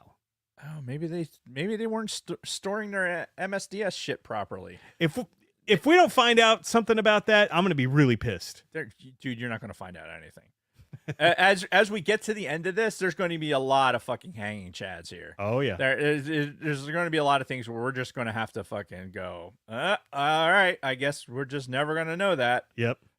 So then we get the scene where, we see May's death as both girls are falling off the fucking bridge at the exact same time. Right. And then Soul grabs them both and he's like, apparently he can't hold two children with the Force for more than a few seconds. Well, long enough for him to go eeny, meeny, miny, mo. Yeah, no, I loved it. It was a fucking real good son moment at the end there where he essentially fucking chooses one of them and then the other one fucking dies.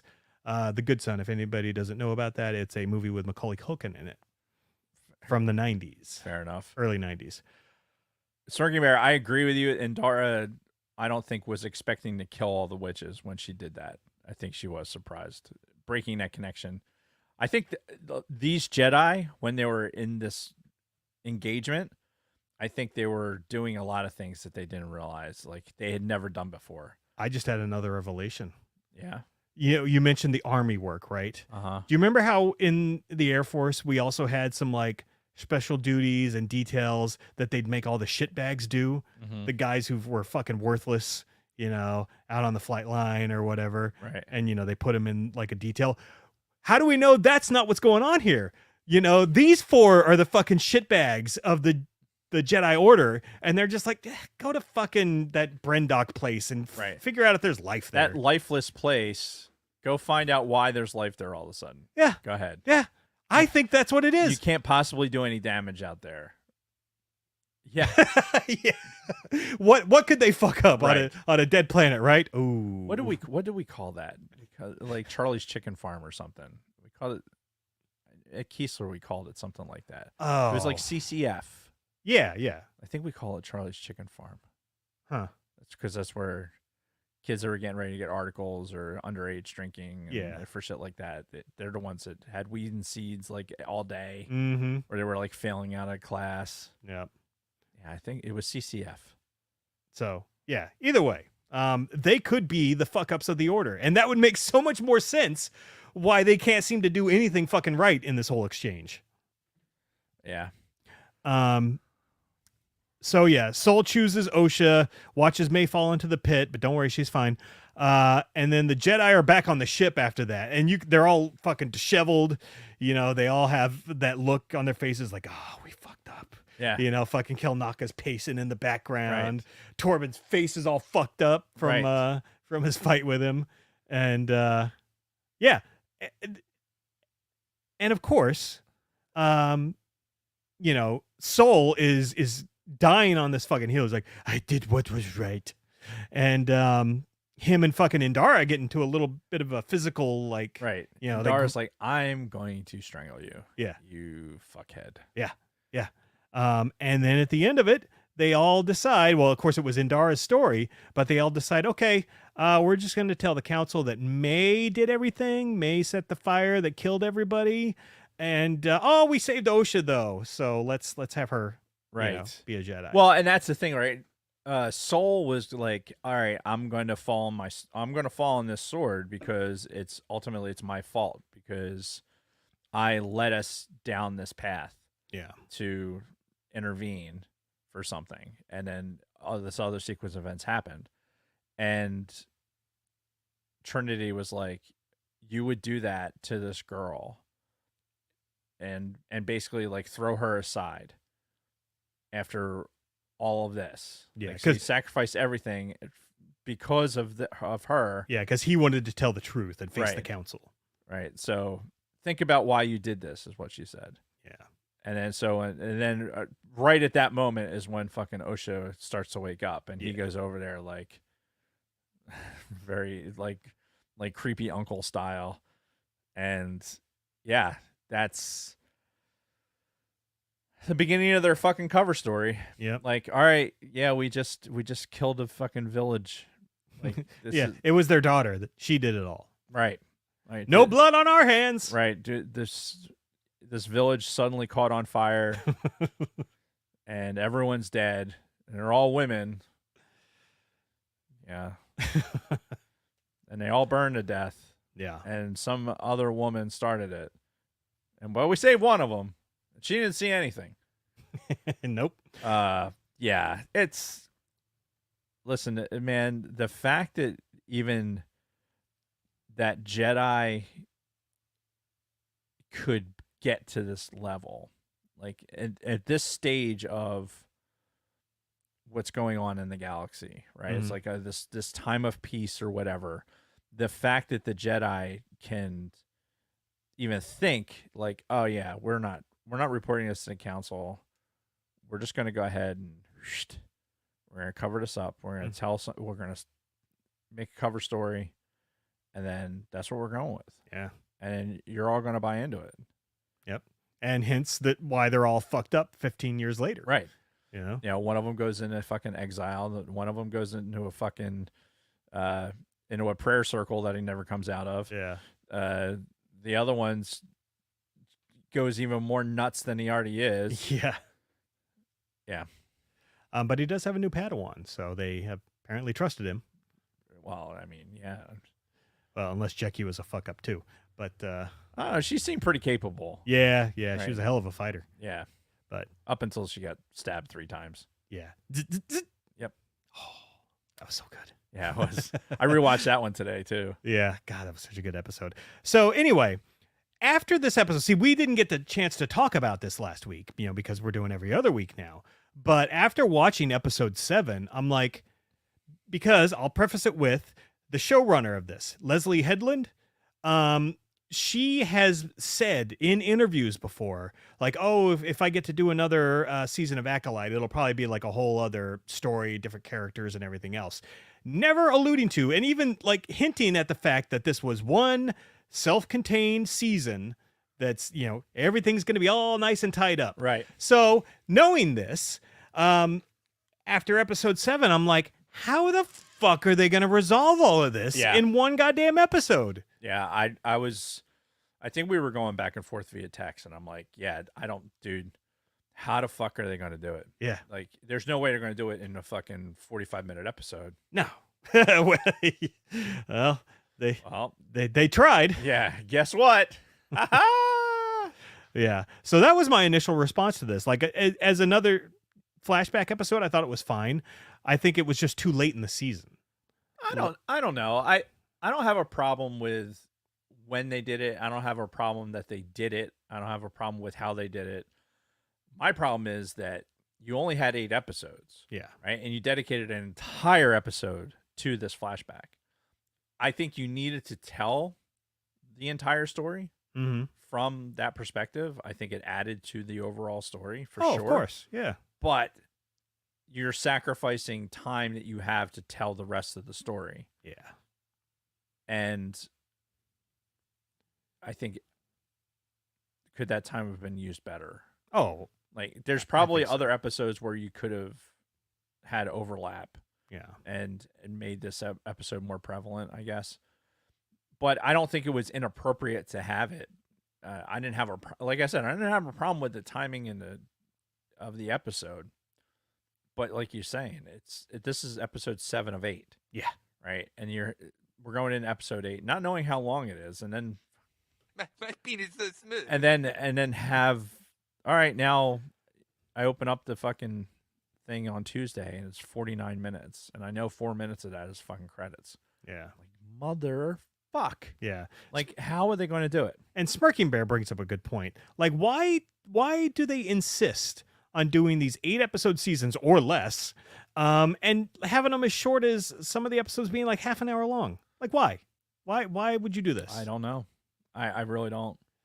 Yeah. Because there's more film. Oh God, per yes. se. Yeah. I'm sure there's enough to make longer episodes. Yeah.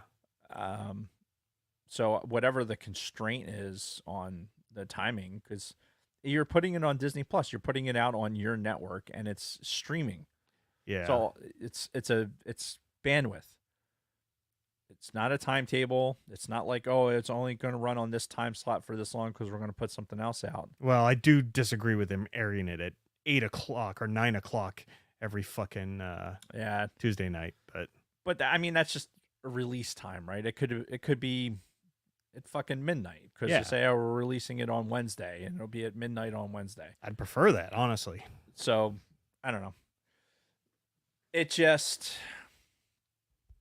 yeah, we're going into episode 8 with how the fuck are they going to get? How are they going to do it? Yep.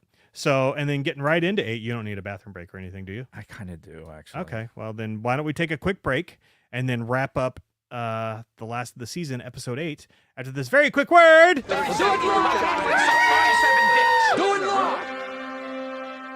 from our sponsors. All right. Let's see if I missed anything important in the chat. Oh, everybody's on Dave's balls. Oh, you're such a good person, Dave. Oh, you're such a good guy, Dave. Oh, that was really nice of you, Dave. Fuck Dave. That's what I have to say. I'm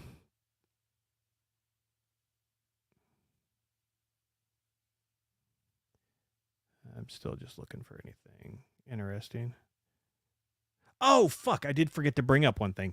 If you look when during the May and the OSHA scene in the flashbacks where they're by the tree and, doing the force grabs on butterflies, there's these structures, these round structures that are there too.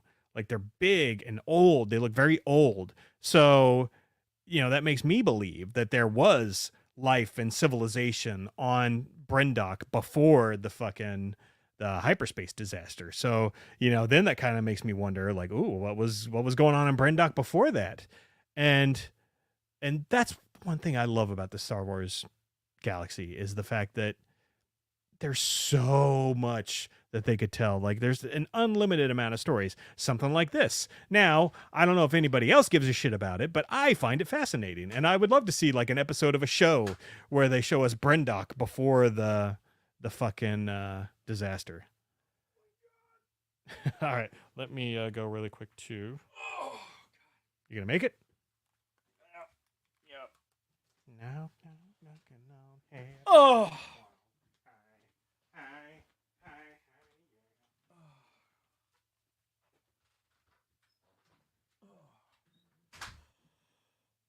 Oh, Jesus Christ. That's a good question about the Virgins, whether it was there before the hyperspace disaster. I really should read the new books, the new books that take place in the old times.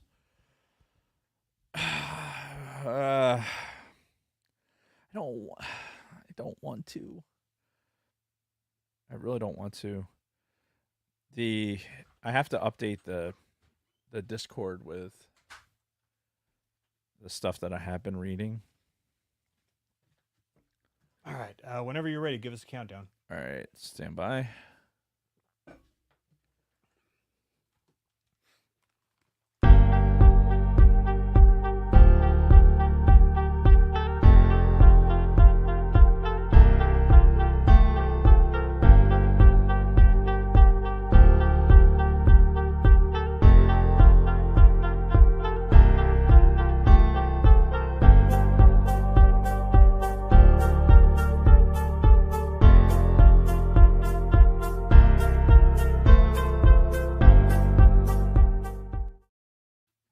And we're back. So, And we're back. episode 8, Episode 8. titled The Acolyte.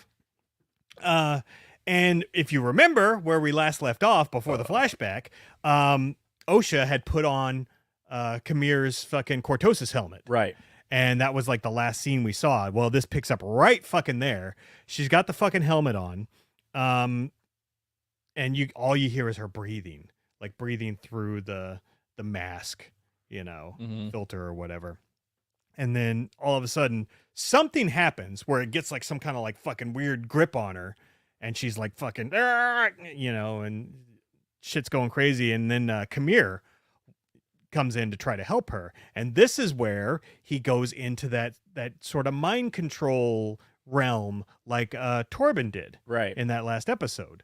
And I can't remember. I don't think there were any voices or anything saying anything, but he was stuck in it. And he even had a moment where his eyes went full black, Right. just like Torben. So I think what happened was that she wanted the helmet off, right. and she couldn't do it. So she basically used the same trick that her mother did. Yeah, the witch power. She used that power to get him to get the helmet off. Yeah. Or maybe she was trying to, there was something, now that I think about it, because I think he was already going to try and take the helmet off. Yeah, but it didn't happen until after she had like started like fucking going crazy, and Right. he reached over to grab it, and then he went into that dream world. It's for like a he bit. couldn't. Like he tried to and couldn't. He had to like really, really struggle. Like he was struggling inside that other world. Yeah. He was struggling to reach her. Yeah, it was very. I kind of rewatched it a bunch of times too, and Yeah. it's a challenge to figure out exactly what she was in control of. Yeah. When she did it, because she had a vision. Yep. While she was wearing it. Yes. Of May killing Soul. Yeah, and she's specified she had a lightsaber in her hand, but she wasn't using it. She was reaching out to him and killed him. Which comes back later, sort of. Right. And yeah, Kamir told her, "Oh, you're seeing the future." And after that, we go back to Sol and May, who are now in orbit over Brendok. because he's going to have this conversation with her. right, which apparently he did off screen already, and No, they're getting ready to have it. well, no, because like May already knows. Because I think, she mentions, like, as they're first talking, like, oh, does that justify you killing my mother or whatever? She saw him kill her mother. Yeah. She already saw it. Oh, right. So they didn't have to have that part of the conversation. Oh, then what the fuck did he want to talk to her about? The twin virgins. thing? Oh, okay. But either way, he's like still standing by his actions as he's talking to her. Right. I did what I thought was right. Yes. My penis so smooth. Oh, it was good. Good timing. And yeah, as fucking Soul's monologuing over May, like bound to a fucking table. Again, I think there's some pervy stuff going on here. Woman bound to a table, can't move. Yeah. Vulnerable to your every whim. I'm not saying. I'm just saying. I'm just saying, Soul might be a creeper. Yeah, well, then he gets his at the end. My penis so smooth. Oh, so yeah, as he's monologuing over May, she's got fucking Pip, and she's just like, okay, I'm gonna get this fucking thing off my hand, and for some reason he never notices, because he's monologuing. Yeah, exactly. So she gets her fucking hand free before he finishes talking, and she bops him. Well, she fucking tases him. Don't tase me, bro. Yeah. And then she runs to the escape ship, and she had a fucking line that I loved. Like, she gets into the ship, she closes the door. As it's closing, Soul runs up and she's like, "See you in hell, Jedi." I'm like, yeah. Nice. Let's get your nice hell drop. That's really the only expletive in Star Wars, right? No, somebody said shit in Andor. Oh, that's right. The fucking the sergeant. Yeah. The sergeant did. Yeah. I feel like they might have said ass in Mandalorian once too. Either way. But hell was the first at Empire. Oh yeah. I'll see you in hell. Yep. So she gets in the escape ship, and why does she put on that ridiculous looking helmet? I don't know.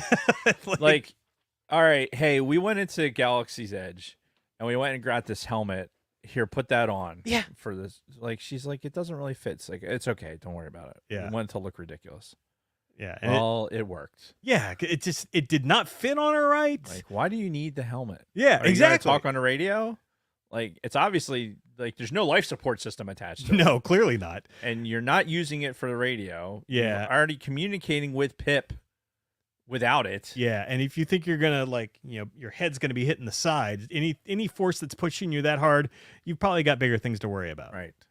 And yeah, that chase sequence through the asteroids was neat to look at. Yeah.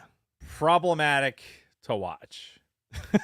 Is this the scientist Dave right, having issue? Star Wars physics notwithstanding, it's like, all right, we're gonna fly through this. I'm gonna fly through this with this other starship, which I guess the shields are protecting it. But if that's the case, then why did you think that flying through it would help in the first place?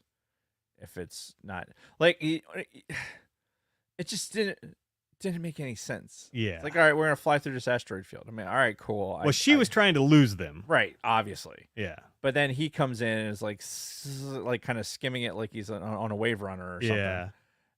And I'm like, okay, it's neat. I like what you like aesthetically. Visually, it was an amazing looking scene. Right, but and it's just like this is. Well, the thing that didn't make sense to me was fucking Dog Boy. As Soul's getting closer to her and almost catches her, fucking Dog Boy for some reason like fucking sabotages the ship. Right. And I'm like, why? Why did he do that? He doesn't like May. He fought with May, 2 episodes ago. I think he's looking at what Soul is doing and going like, this is not everything is going sideways right now. So you think even though he's a different species and doesn't speak the language, he can still tell that Soul is like the biggest fuck up? Yeah, well, I think based on what happened in the ship previously, Yeah. because he's already been sabotaging the ship. Like he basically wants him. He turned off the transponder. Yeah. Right. So the tracker knows that. All right, shit's not right. Yeah. The tracker's not on. We're not communicating with fucking the home base here.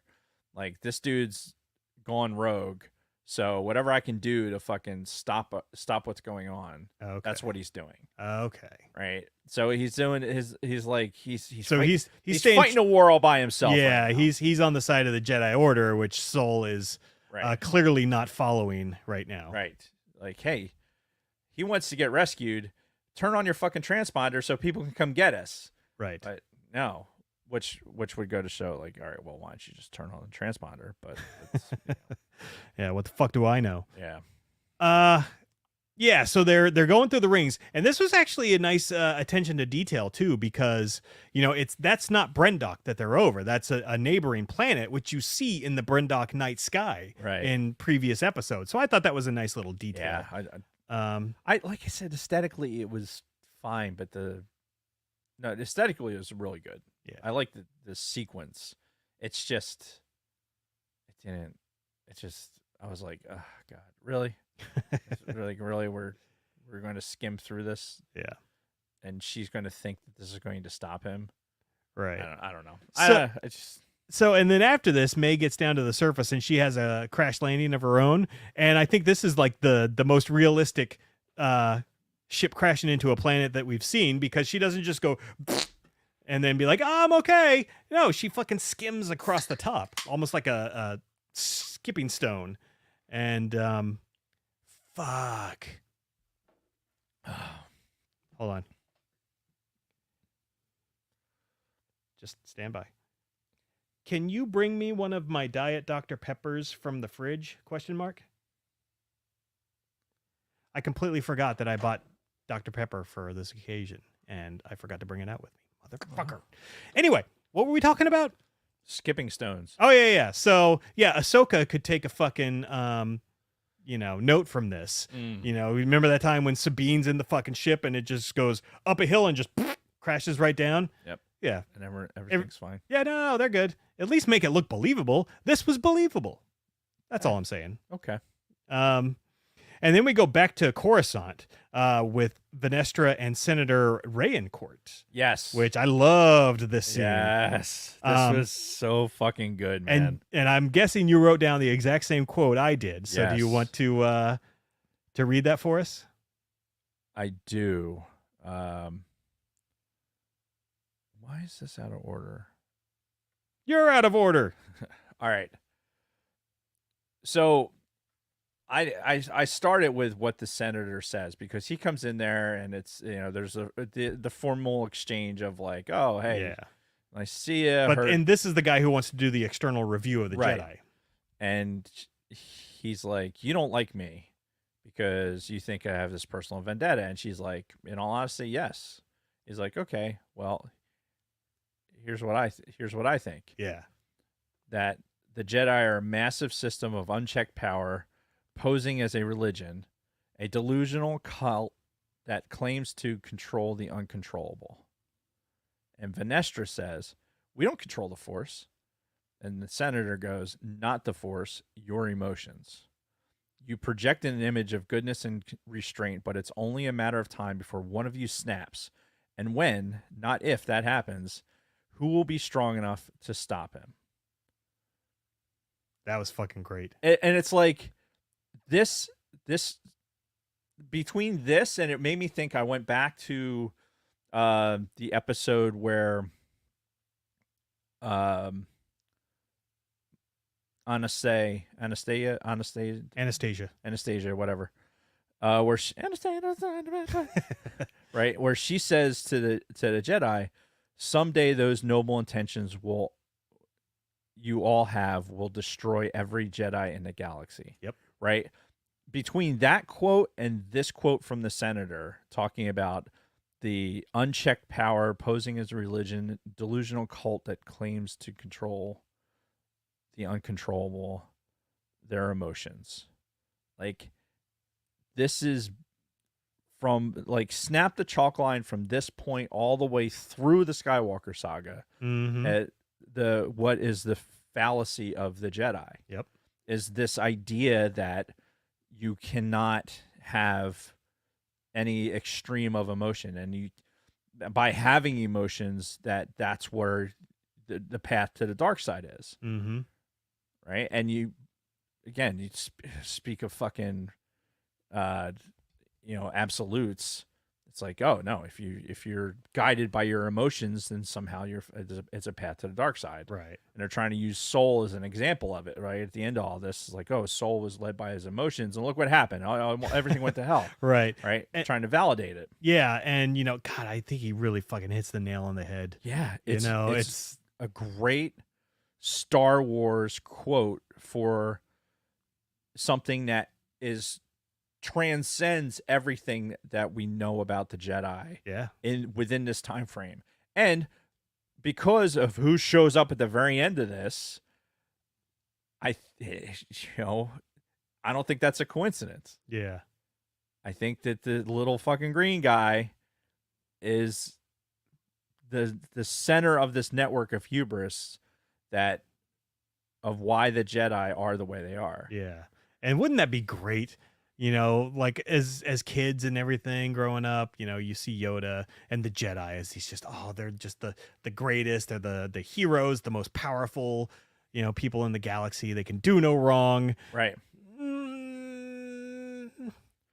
Yeah. And he says, when he says about the border inquiry and hey, I think your Diet Dr. Pepper is here. Thank you so much. Hi.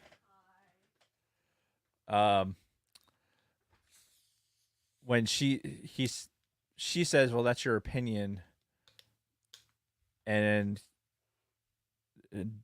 that opinion is not held by others in the Senate. Thankfully, that's not held by others in the Senate. And he says, well, others in the Senate don't see, what I see.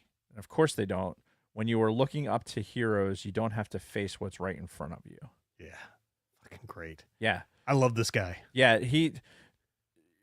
for whatever reasons that have gotten him to this point, everything he's saying is, I think, 100% true. Yeah. Like, this guy might be a real dickhead, but that doesn't change what he's saying and makes it wrong.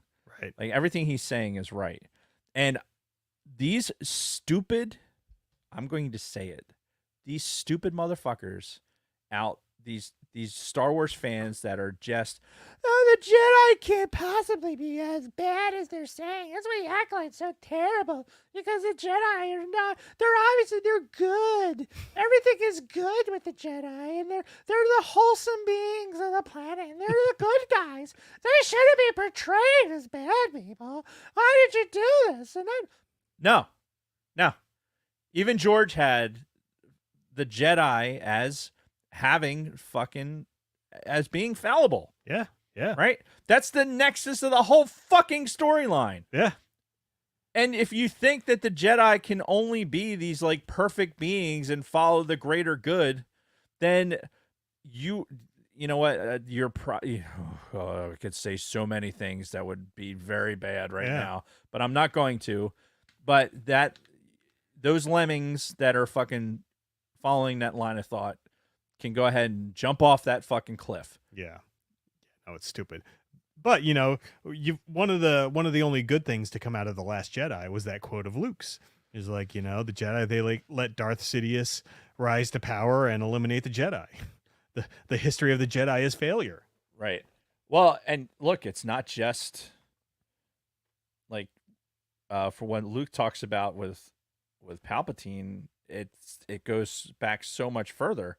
I mean, we're seeing it at its extreme here. Yeah. Like, what we saw by the time we got to the Skywalker era, right? This 100 years later, excuse me, in that 100 years, it has just gotten progressively or exponentially worse Yeah. because the unchecked, it was massive system of unchecked power. Well, and at this point also, like the Sith plan was well near conclusion. Like they had been scheming, this whole time, working Palpatine into that spot, and they never fucking saw it coming. Yeah. Until it was too late anyway. Yeah. And this whole thing, like Vern, this green skinned broad who apparently hated the name Vern. So Hey, obviously Vern. we're gonna call her Vern. Mm-hmm. This op that she's running with these 4 idiots and her, disposition of them at this other thing, and Yeah. she doesn't. I don't think that she knows originally about the cover up, but when she does know about the cover up, and she exploits it to make all of that go away. Right. Dude, I'm telling you, man, if you had seen the fucking Bourne identity, like this, it takes a page right out of this. They're sitting in some some congressional hearing, and he's fucking basically saying like, yeah, that guy died.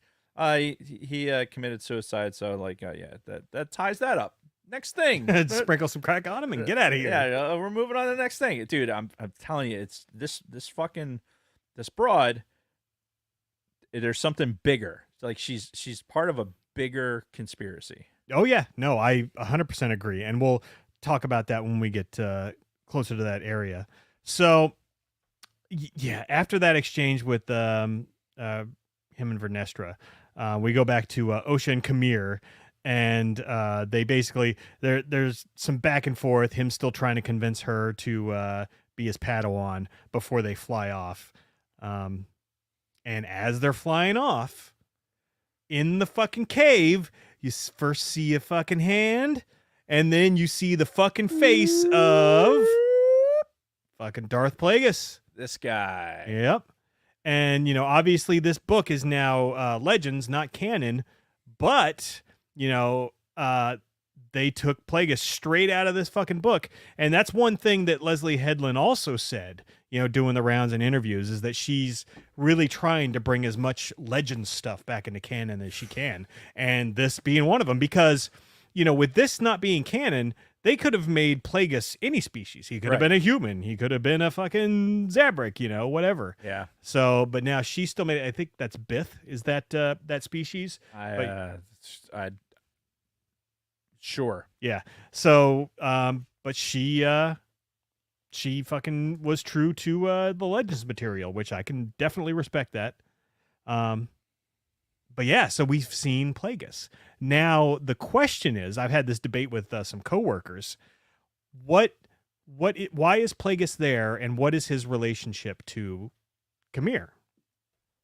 And I'm still holding to, he is Kamir is his Padawan, and Kamir is trying to find his own acolyte to help him defeat his master as part of this role too. Yeah. And I concur with that. I think Plagueis is watching it happen, because as we've seen with like Bane and all the others, it's like, yeah, I know what you're doing, dude. Yeah. Like Palpatine watched it with Vader. Yeah. Vader had his cohorts and what he was trying to do off to the side to ultimately overthrow Papa Palpatine. Yep. And this is part of it. This scheming to overthrow your masters so that you can be the master, and your Padawan should be the one that's fucking, has the gumption to fucking take over from you at some point. Yeah. And overtake you. I think but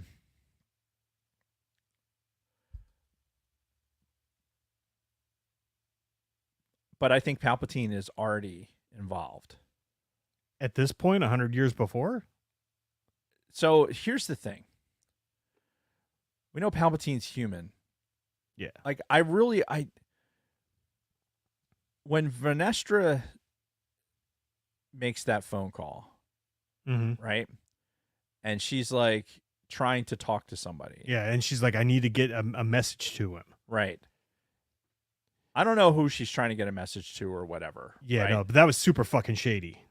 That The whole voice on the other side of that, to me, sounded like fucking Palpatine. scene. Okay, so that's what you were talking about when you were texting me the other Yes. day. Yeah, because I listened to it again today, and I'm like, yeah, I don't recognize that voice. To me, it sounded like Palpatine, and I want other people to tell me that I'm wrong. Well, yeah, now I want to go back and listen for yeah. his voice specifically. Because when I heard it the first time, I'm like, oh, man, that sounds really familiar. So when I watched it again, I'm like, man, that sounds like fucking Palpatine. Like, and so now I'm like, all right, why would Palpatine exist in this era, right? What could he possibly be? And well, if he is a powerful Sith, his life may be extended. Like, we could be there's an entire realm of possibilities that Palpatine could be beyond normal human lifespan. Sure, because we know Kamir might be a lot older than he looks. So, depending on what planet you're on, there could be there could be a million different reasons. Sure. And Palpatine, you assume, he was a senator from Naboo, so he must have like had a normal fucking thing coming up from Naboo or whatever. But yeah, that just could have been where he started the next part of his fucking plan to move it on up. Yeah.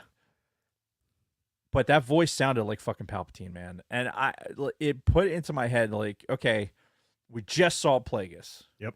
We just saw him. Yeah, like literally the scene before. Right. And now we got Vernestra, who's running this side op, who hasn't been talking to the fucking council. And she got basically cornered by the fucking Senate. Mm-hmm. And she needs to talk to whoever her fucking contact is, whether she knows who it is or not, like whether she knows she's working for the fucking bad guys or not. Mm-hmm. Who knows? Like what this message she's getting to, I don't know the answer to that. But it's not to me, it's not outside the realm of possibility that it's Palpatine acting as he's Plagueis's apprentice already, and somehow acting as an intermediary. Now, one of the things I know, Vern has a whole fucking history in the High Republic series. Yeah, which I know nothing about, honestly. And the thing for me, I started digging a little bit, and she was, when she was in the Jedi Order, she actually became what's a way seeker. Have you heard of this? It sounds familiar. So way seekers were Jedi who wished to operate outside of the Jedi High Council and its dictates. Oh. Right? So this was during the High Republic era, and what I'm assuming is that she's not part of the way seekers now, that she somehow came back to the Order, because now she's representing the High Council. Yeah. So somehow she got back into the fold. Okay. Is what I'm assuming. But she spent time basically like, we don't agree with what the High Council is doing, so I'm going to join this band of misfits, these way seekers who are vigilantes. Yeah. But still acting as Jedi. Okay. So there could be some connection to that. Sure. There's this whole side story to that. Yeah, my thought was, like, she's getting in touch with Plagueis.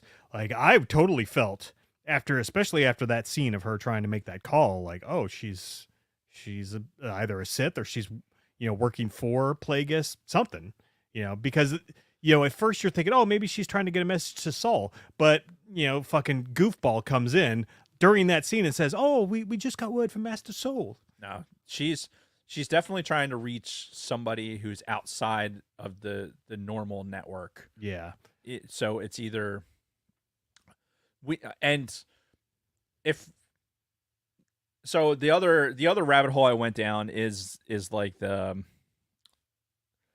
maybe she was trying to get hold of Yoda. But that doesn't make sense because if she's a member of the council, then she should have direct access to that. It shouldn't be like cloak and dagger shit Right. to be able to get a message. Yeah, no, to that. I highly doubt it would be that. So it doesn't seem to be along those lines. Like I said, I mean, I'd love to see if we can find Ian McDermott's fucking IMDb, like if he has a fucking a one-line voice credit within this. Yeah. If they're smart, they'd hide that, and he just would go out uncredited if it was in fact his voice. Yeah. But fuck me, it sounded like him, and I listened to it several times. Well, I'll have to go and re-listen to it a couple times myself because, yeah, that'd be very interesting. But if that's the case, and Palpatine, she like, okay, so again, I spent a lot of time thinking about this, right? So write this side story of Vernestra when she was a Wayseeker, right? Getting involved with some guerrilla faction of whatever, and making a contact through that. Now, through that contact, she gets back into the High Council, but she owes them something or whatever. So she's trying to, that contact is using her, Yeah, for information or for whatever. And now she's trying to get something through that contact. yeah, which is why I was thinking Plagueis because but that's where I'm going with that. Okay. She's trying to contact Plagueis through Palpatine, and that's why they used Palpatine's voice. Yeah, is like, because we don't know what Plagueis sounds like. That could be anything. Yeah, right. But we know what Palpatine sounds like. We know Palpatine's connected to Plagueis. Yep. So I don't know. Yeah, so like maybe, Palpatine is already Plagueis's apprentice, and fucking Chimere is just running around like, I ain't following your fucking Sith bullshit either. No, I think in that, along that same line of thought, I think Chimere could be the main apprentice, and Palpatine is like the side. He's like the side chick. Oh, okay. Like, so because Palpatine is, it's not unheard of. Like, Plagueis is going to have multiple candidates. Oh, right? sure. Yeah. Because that's what they do. So he's got Chimere, who is a fallen Jedi, right? So he's like, okay, this is obviously somebody who's exploitable. Yeah. And Chimere has his own reasons for doing shit. So but he's got to kind of watch what he's doing. In the meantime, hey, I've got, Darth Sidious or, Papa Palpatine over here. He's kind of working, doing some side shit, and I'm working on him, teaching him the ways of the Force. But he's not a Jedi. He's not a fallen Jedi. Right. So yeah, he's weighing the pros and cons. Yeah, who's doing better? Yeah. Who's like, all right, I'm giving you this impossible task. I'm giving you this impossible task. Meanwhile, he's doing his own thing, Chimere's working on getting his own apprentice. Yeah. Right? So he can fucking overtake his master. Which obviously isn't going to work out too well for him, but clearly. So anyway, where was I in my notes? Oh, okay. So yeah, Venestra's talking to someone, and she takes a team to Brendok because now she hears that fucking Soul and everybody else is going to Brendok. So she's like, well, everybody else is going to go. So am I. And she gets together as many knights as possible is exactly what she said. So I'm thinking to myself, like, oh, there's going to be another fucking bloodbath. Ooh, man, this diet soda really, really does a number on me.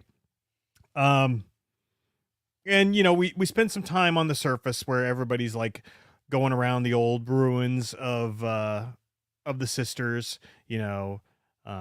May's there looking around, and then Soul gets there and he's looking around, and you can tell like the guilt feelings are coming back, and Chimere finds him. Right. And, cause when him and Osha got to the fucking elevator, she's like, well, we're gonna have to fix the elevator, and he's Yeah. just like, ninja vanish. Psh. Yeah. She's like, yeah, this is the only way in. And he's like, really? Is it? Yeah. And he's gone. Yeah. Like, Jesus Christ. He pulled a Batman. So yeah, Kamir and Soul have a pretty good lightsaber battle at this point. Now, Homegirl, again, the showrunner Leslie Headland, I think was quoted as saying that this fight was better than the final fight in the prequels, and I'm just like, bitch, if you really said that, then you're reaching a little bit. No. Because It was this a good was fight. Yeah, it was. And I did like, there was one nod to the fight in Revenge of the Sith. I don't know if you caught it, but when they're in that little walkway, it's kind of like that narrow walkway, and they're fighting just like when Anakin and Obi-Wan were doing that. Yep. Yeah. Plagueis is a Mun. Mun. Okay. His master was a Bith. Okay. It's tough to keep all this shit, together, especially as Facts. we're getting older. And there's some like slow-mo Matrixy shit going on in this too, Right. which little distracting, but not too Because egregious. they weren't consistent with it, like when they used it. They used a little bit in the beginning, now they're using a little bit now. It's like, okay. Yeah, I mean, again, it wasn't bad, but I don't know. We don't need the Matrix in fucking Star Wars. Two separate franchises, but it was a great fight overall. Then we get to the point where Osha and May are talking in the bedroom or whatever, where May had set the fire. And this is where I'm like, for fuck's sake, because Osha still doesn't know the truth. So we still have to go half this fucking episode of May trying to convince Osha, no, Soul killed Mother and all of this stuff. Because I just assumed, as Soul was telling May the truth, she was going to see the truth when she was in the fucking cortosis mask. And that didn't happen. So I'm just like, fuck, come on. And this is one of the things that I wasn't very happy with this episode, was the fact that, we still had to get drug along until Osha finally heard the truth. And it's like, Well, really? yeah, but hearing it from, even May knew that she needed to hear it from Soul. Yeah. Like, she wasn't believing it otherwise. Like, she needed to hear it out of his mouth. That's like true. The confession. Yeah. Needed to hear the confession out of his mouth. Yeah, which may definitely, Because Kamir did the same thing. Like, he knew the truth. yeah. Because even when he was fighting Soul, like, he knew why the other Jedi were coming. Like, he's like, They're not coming for me. these motherfuckers aren't here for me. All right. Yeah. Like, he knew what was up. Yep. And then May and Osha fight, and it's like this very synchronous fight between the two of them, where they're matching each other's thing, and they're basically just equals Right. in this whole thing. And then They did some scissoring. well, we won't go into detail. But at the end, they see a ship coming, and then May goes, "Ninja vanish," and then Right. she fucking disappears. Right. I learned it from watching you. Yeah. And then we're still, Soul and Kamir are still fighting until Soul cuts a saber. So we had this moment where they're both kind of standing there, and then they run by each other at the same time, and you hear like a saber cut something. I'm like, ooh, one of these motherfuckers is dead. But no, he just cut Kamir's lightsaber. Right.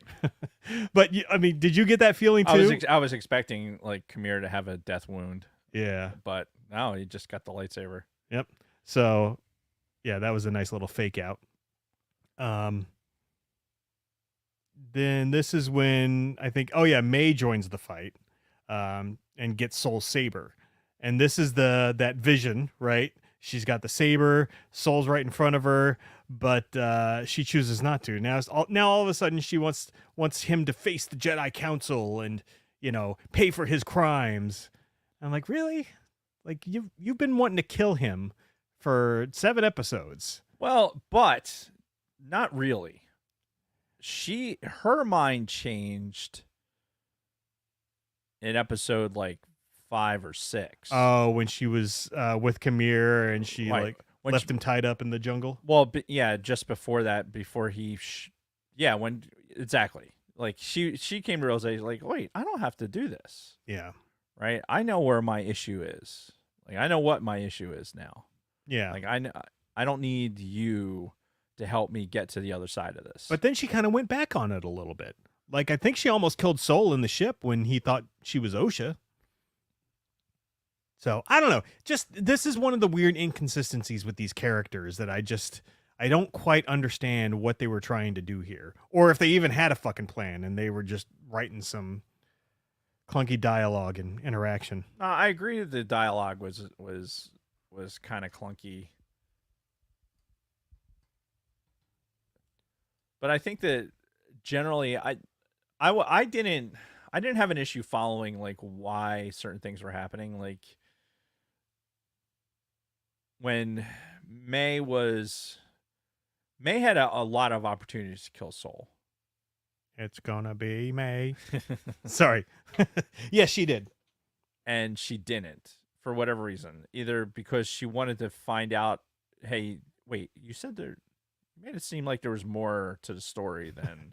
Well, but see, she didn't give a shit because, he was in the middle of telling her about the whole, you're not twins, you're not even sisters. And then she that's when she gets her hand free and just bops him in the head. She didn't want to hear it. She didn't bop him in the head. She fucking zapped him she fucking tased him. Okay, whatever she did to take him down. Right. And that wasn't a death blow. It was like an obvious, like, I'm tasing you so that I can get...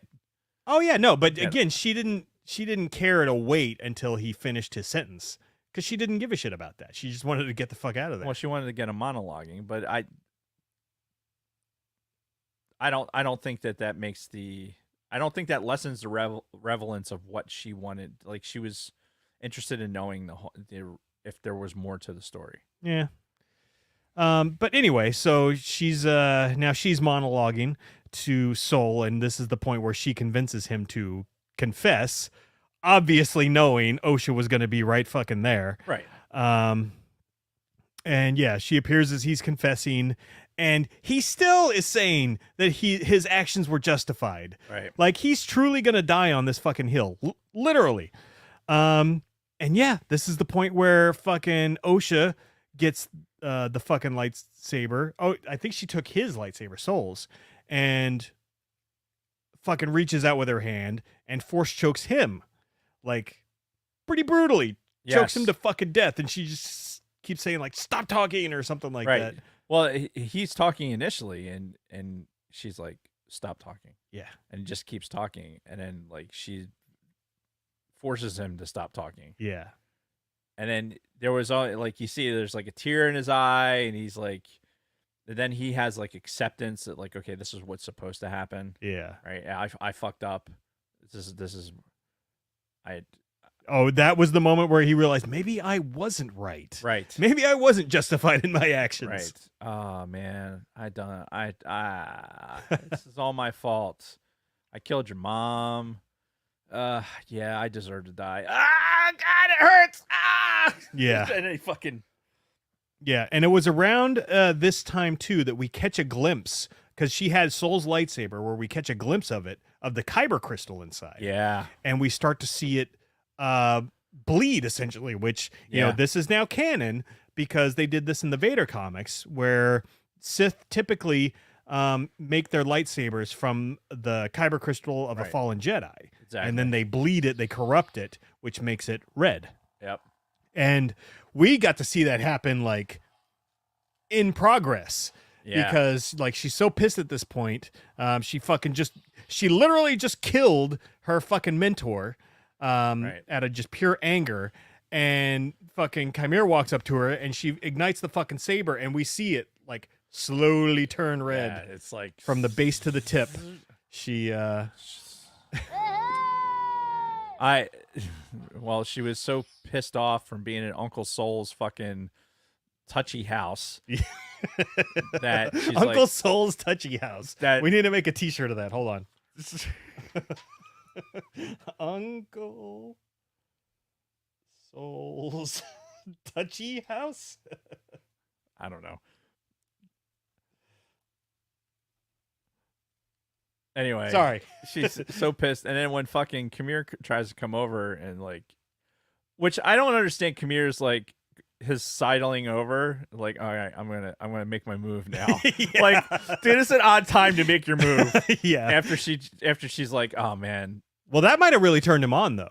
Right. It's Like hey. he could have been like, I've got a massive fucking erection right now. Let's go handle this. You have a massive erection. It's just a pleat in the pants. Yeah. We'll save that for next week or next episode. Yeah. So It's really just an optical illusion. yeah. So we see the bleeding of the saber, Penis so smooth. and then Vernestra arrives, and the second she gets out of her ship, she fucking senses Khmer. Right. Which Because his helmet's off. yeah. Right. Because he took off his helmet to face the saber of homeboy. Yeah. Uncle Soul. Yep.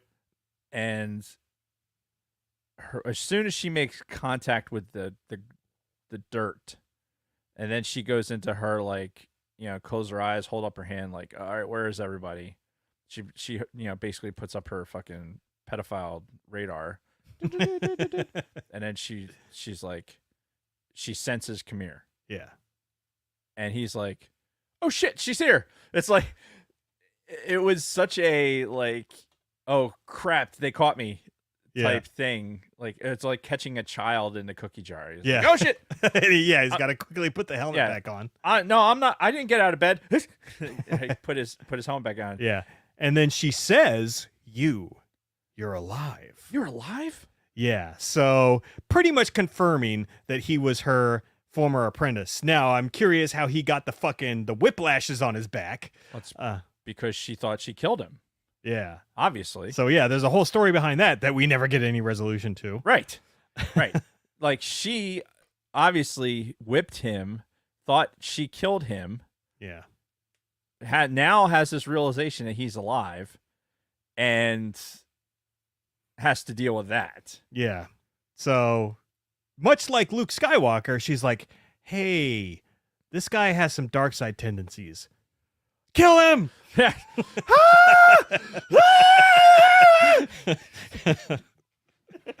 Murder! So yeah. And then while they're there, because now it's Osha, May, and Khmer down there, but like as soon as he senses Vernestra, he puts the helmet back on, the girls are talking, and he goes, ninja vanish, and he disappears. Yep. We had three of those moments in this episode. So the girls decide, all right, let's get the fuck out of here, because they're probably gonna want to kill us. Let's sprinkle some crack on them and get the fuck out of here. Yeah. Well, they don't have the batteries are dead on this. Oh. They don't have that revelation yet of like, oh, they're gonna come and kill you. They don't really think about it that way. They're just like, oh, we need to get out of here. Yeah. All right, there's a body on the ground. You killed him. We need to get out of here. Yeah. And of course they go through the fucking fortress, the what was it called? The core tunnel that May got sucked through, right, when she was a kid, aka Bespin fucking exactly mining. Same concept. Yep. And yeah, so and then they make their way to the fucking tree. They have this fucking real reunion where they're like talking and crying, and this is the this is the Dave didn't like this moment. Yeah. Dave was like, oh, do we need this? Do we need this? Like, the ugly crying, like, like, seriously? Yeah. And then Khmer shows up and he fucking force pulls the saber that Osha has. And he's Zoinks! Like, yeah. And he's like, if I could find you, then the Jedi can find you. And especially because when Vernestra, when they get into the fucking the Palace of Doom or Castle Grayskull, let's call it Castle Grayskull. Yeah. When they get into Castle Grayskull, Vernestra she's seeing the sequence of events, like she knows what's going on. Yeah, even back from like 16 years before. And so she's like, as she's piecing everything together, she sends, all right, 5 clicks, like, because Yeah, know. setting up a perimeter. So they used the metric system apparently back then. No wonder. What the fuck is the metric system? This is fucking America. Well, this is why the Jedi go so horribly wrong. They fucking Oh, there you go. they're using the metric system for something other than science. Do you think they call them like kiloclicks? And I don't know. Mega clicks. Mega clicks? Yeah. I don't know. No. Anyway, carry on. Oh, it's only 3 batteries in here. Yeah, she's sensing, all that happened, and of course they see Soul's dead fucking body right there too. Right. So she walks over, basically leans over Soul's body, and Kamir's watching her do this. Yeah, he's like kind of glaring at her. Right. And she leans over, looks up real quick to see if because she feels like somebody's watching her, Mm-hmm. and Kamir's already gone. And that's when he goes over and finds the girls. Right. And he says to the girls, like, hey, look, when Osha's like, oh, well, we'll just fucking turn ourselves into Jedi. And Kamir's like, dude, you really fucking think the Jedi are going to be accepting of your power? Yeah, right now? and he even said, like, after everything, you would still trust the Jedi? After everything you've been through? Yeah, because, and what I think is poignant about this particular statement is that the Jedi, they control the Force so much, like they would be so threatened by her power, Mm-hmm. and they would not understand like what her capabilities are, especially when she can use the same power that her mother has as a witch, right? They've zero understanding. Like, there's no like conversion. There's Yeah. I'm assuming there's no like, oh hey, here's a Sith conversion school to make you a Jedi. Right. I think they just eliminate them. Yeah, she ends up face down in a ditch with some crack sprinkled on her. Exactly. So Kamir's like, hey, they're gonna fucking throw you in a dish and sprinkle some crack on you. Yeah. So that's when the idea is like, oh, hey, well, I can try and do the fucking use my Men in Black fucking wavy wand. Yeah. To basically blank May's memory. Right. I'm gonna wipe your memory. Yeah, because Osha agrees to be his apprentice. Right. But then they're like, oh, and then May's like, yes, go with him.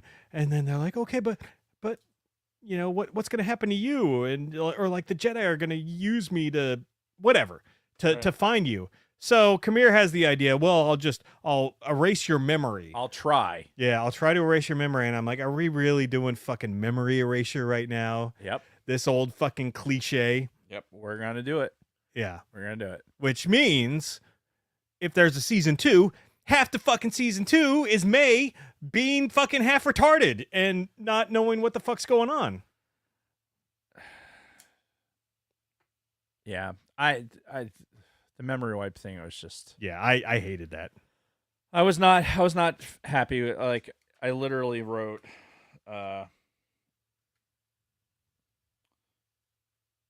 so MIB memory wipe is now canon. Yeah. Yep. Awesome. Yeah. Also wrote that Soul is better off dead. Yes. Yep, get rid of fucking Uncle Soul's touchy house. Yeah, so and I want that fucking saber. I want Soul saber with the red blade? With the red. Cuz I like the utilitarian look of his saber. Uh-huh. And then with it red, I was like, "Oh man, that looks good." I like that cuz it has this like it has like the scorched edges on it. Yeah, yeah. And it gave me this like idea, like I think I want to do that with my Galaxy's Edge saber. Yeah. I want to try and like do some painting. Or just take like some heat treatment. See if I can like do some heat treatment yeah. to like give it that kind of patina. Yeah, yeah. See if I can do it. We'll see. We'll see if I get a wild hair up my ass. And... Something tells me it's going to happen, and then you're going to spend a whole day doing it, and you're going to be bent over the whole time, and then you're going to come here on Monday, and you're like, my back hurts so much. I won't. I mean, my workbenches are the appropriate height, so I don't usually do that Well, in my workbench. I'm still saying that's what's going to happen. So if I'm going to be wounded, it's going to be from something else. So how did you hurt your hip? From sitting in the car. So from driving, you hurt your hip driving, Dude, and there's no way you might make your back a little bit sore from bent over painting something all day. Oh, you know what? I mowed I did all the yard work today too. So it was the mower, the weed whacker, fucking carrying all the shit to the curb. Yeah. All right. That's probably why. On top of already being sore and then doing that, and I haven't done my PT today. Yeah. I am an old man. That's really what it comes down to. All right, let's finish this up real quick. Yes. So the Jedi find May after Osha and fucking Kamir beat feet out of there. And of course, again, she's half retarded. She has no idea what the fuck's going on. And Vernestra, oh my God. So she brings her to Coruscant, right? And she's fucking talking to her like she's the fucking child, trying to get like information from her and everything. And now it seems like she's going to use her. Yes. In the next season for her own, If there's a next season. Right. Yeah, we'll get to that. And she's in front of the goddamn Senate and she blames Sol for everything. Yep. I'm like, are you shitting me? Yeah, the dude, fucking balls of this broad. I'm telling you, man, you need to watch The Bourne Identity. I'm telling you. Yeah. People back me up. Like Jason has to watch it because you're gonna watch it and go like, man, that's. Actually, you need to watch The Bourne. It's the second one. Supremacy? I don't know. It Bourne Ultimatum? I think it's the Ultimatum. Okay. Is the second one. It's the second one that has the real ultra cover up stuff. Okay. But yeah, no, she straight up throws Sol under the bus with the council. I'm like, God damn. She leans over and says, "I'm sorry, my friend." Yeah, nah, you're taking the fall for all of this. Yeah, she's up to some bullshit. Yeah. There's no way she's not up to something. Dude, I'm telling you, she's been running this op from the fucking beginning. Yeah.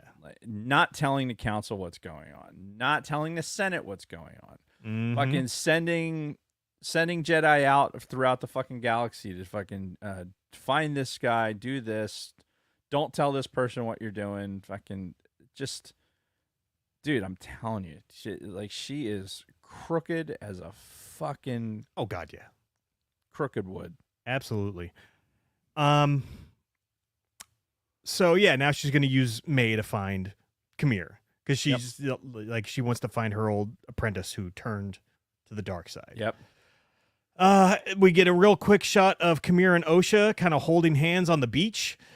They're looking out at the water, and Osha's holding the saber still, and Kamir comes and puts his hand over hers on the saber, and I'm like, why? Yeah, I don't want them to do a romantic thing with these two. Yeah, I don't. Because besides, we know Osha likes the taste of fish. All right, so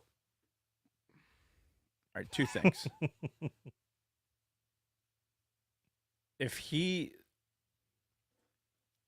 If they are as Sith and they're playing on so much of the emotional stuff, having some sort of relationship where they can kind of feed off of that, I can see them going with that. Because that actually doesn't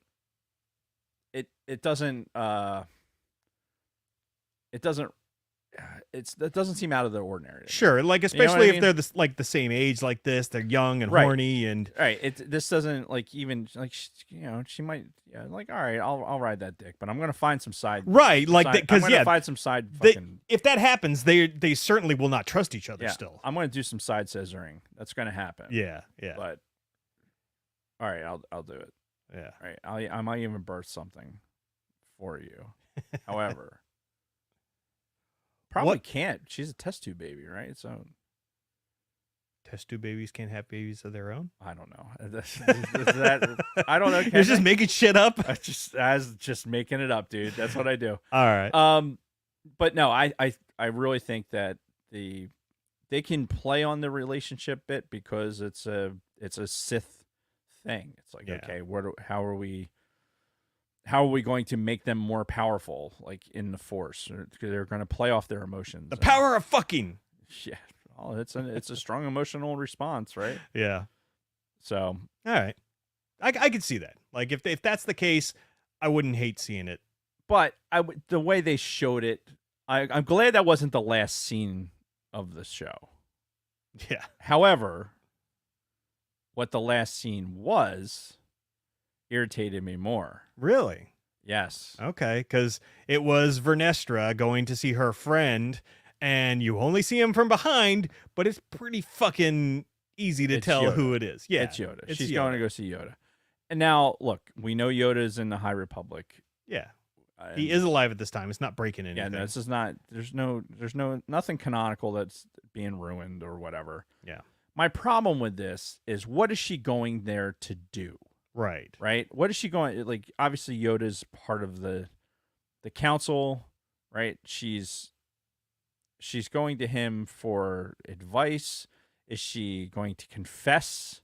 Like, what is she doing? Yeah. Or is she trying to get ahead of this thing with the Senate, right? Right. If you're setting something up, right, it's like, oh, hey, I know they don't trust me, so I'm gonna go find another green thing and let that green thing be the mouthpiece. Yeah. Like, no, we're not bad.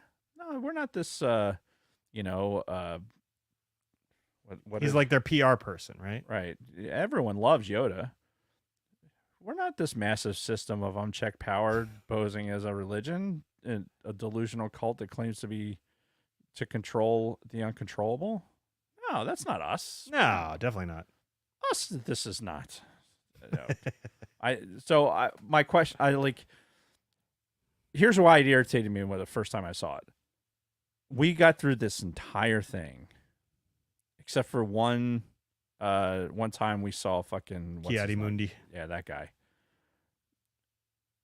Otherwise, we got through the entire thing without seeing this motherfucker, and now they got to put him in right at the fucking end. Mm-hmm. Like, God damn it! I want to be talking about Plagueis. Yeah. I want to be talking about Plagueis' impact to what's going on next. Yeah. Not what's Yoda going to be doing. Like, I don't really give a fuck. Yeah.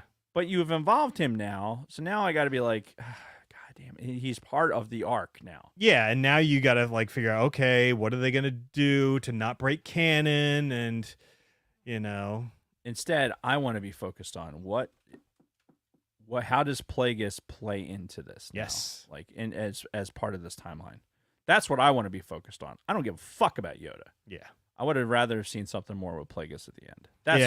That's me. Like if they were going to throw Yoda into this, I would prefer to like see him walk by in the background as they're on, Coruscant in the temple, but just like I don't want to see him there. I like, oh great, he exists, and it's like so much other stuff. It's like, yeah, okay, these people existed at the same time. I don't need to see them. So, well, here's the thing. A lot of people that might be watching this aren't as hardcore Star Wars fans as we are. I don't care.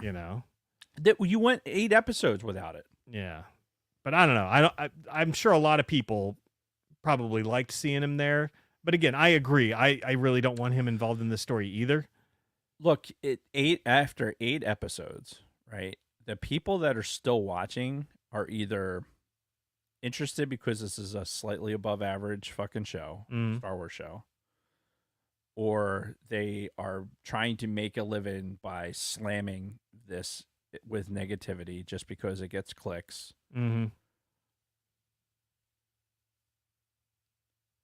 I can't think of another reason why people are watching it. I mean, honestly, like this isn't introducing people to Star Wars. But I think it was their intention to make it easily accessible by people who, don't follow every bit of canon, don't watch all the other shows.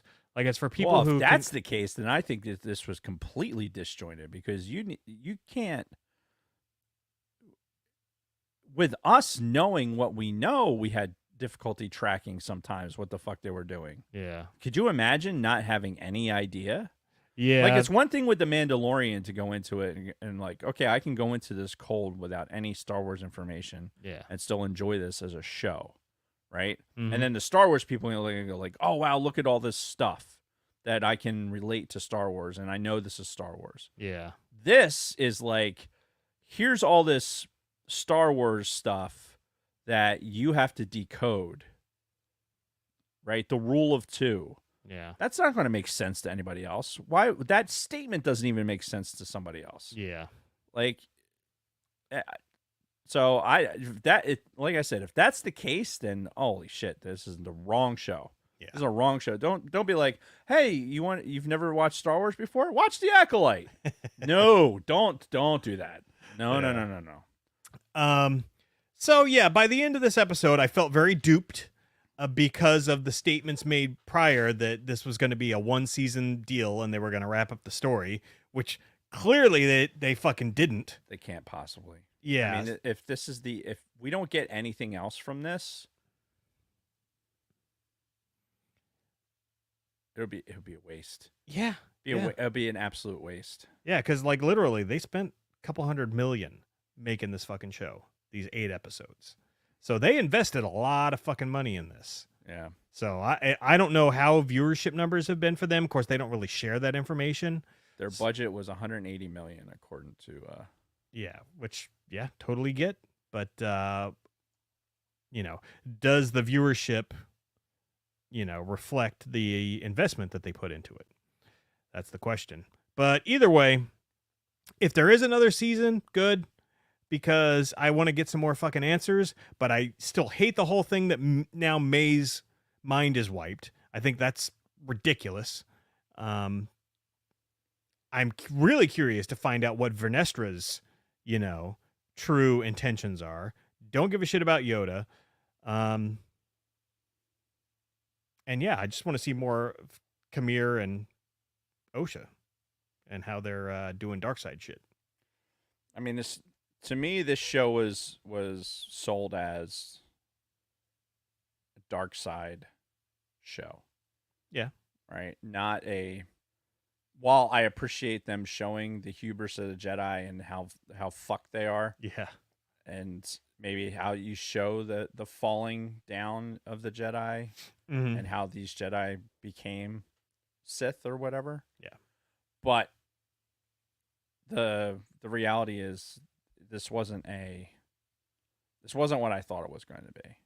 But even that being said, I still will say that this is a slightly above average Star Wars show. Yeah, I agree with that. I'm with this show, honestly, more than I was with Ahsoka. I could see that.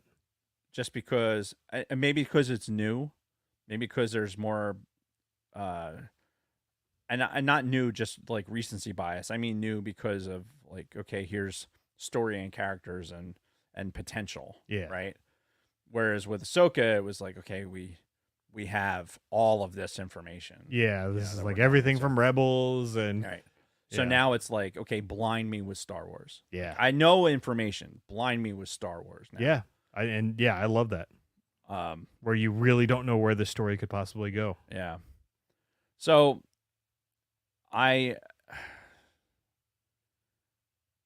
guess I'd rather them have left it like they did rather than trying to wrap it up weekly. Yeah. Like, and here's the closure of these storylines. Just do it in such a way that is just really weak and leaves us like really disappointed. Mm-hmm. Like, I'd rather be disappointed that, hey, I have to wonder if there's a season 2 than be disappointed that like, oh, that person didn't deserve to get closed out that way. Does that make sense? Yeah. Yeah. Like Soul's death was fucking 100% appropriate. That motherfucker getting choked to death by the fucking broad that he was fucking, sticking his fingers in. And lying to. Allegedly.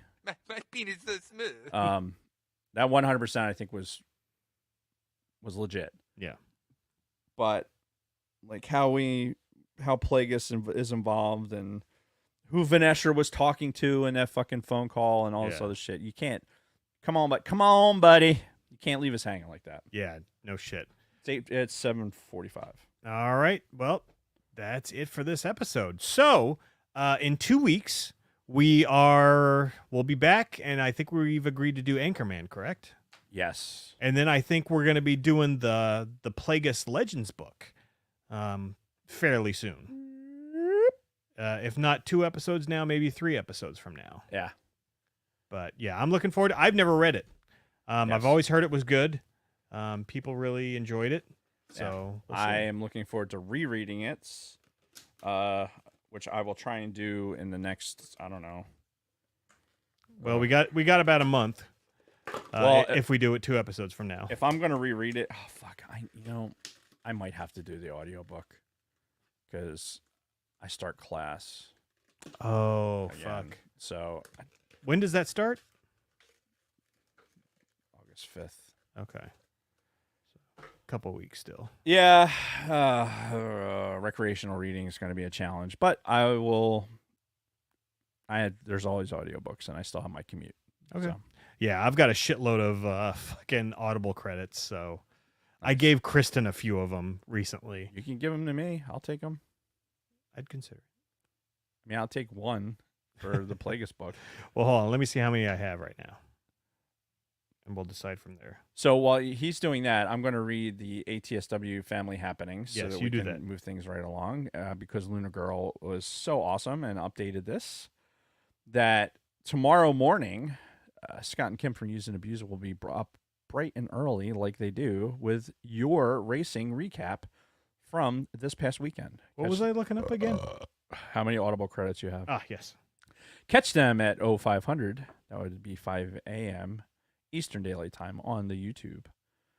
That's even earlier for them. I have 6 credits. Fuck, dude. So yes, if you want a book, I'll give you a book. That would be spectacular. Yeah. On Wednesday, Snooch, Big Lovin', and Dragon Buddy will be hosting an Acolyte roundtable with the ATSW family, which I am really working to work my schedule to be on. Okay. So I don't know what your schedule looks like on Wednesday night, but ATSW Escape Pod will Typically be never live at 19:05, 7:05 Eastern on YouTube. So it ought to be good. I'm curious to see what those guys think.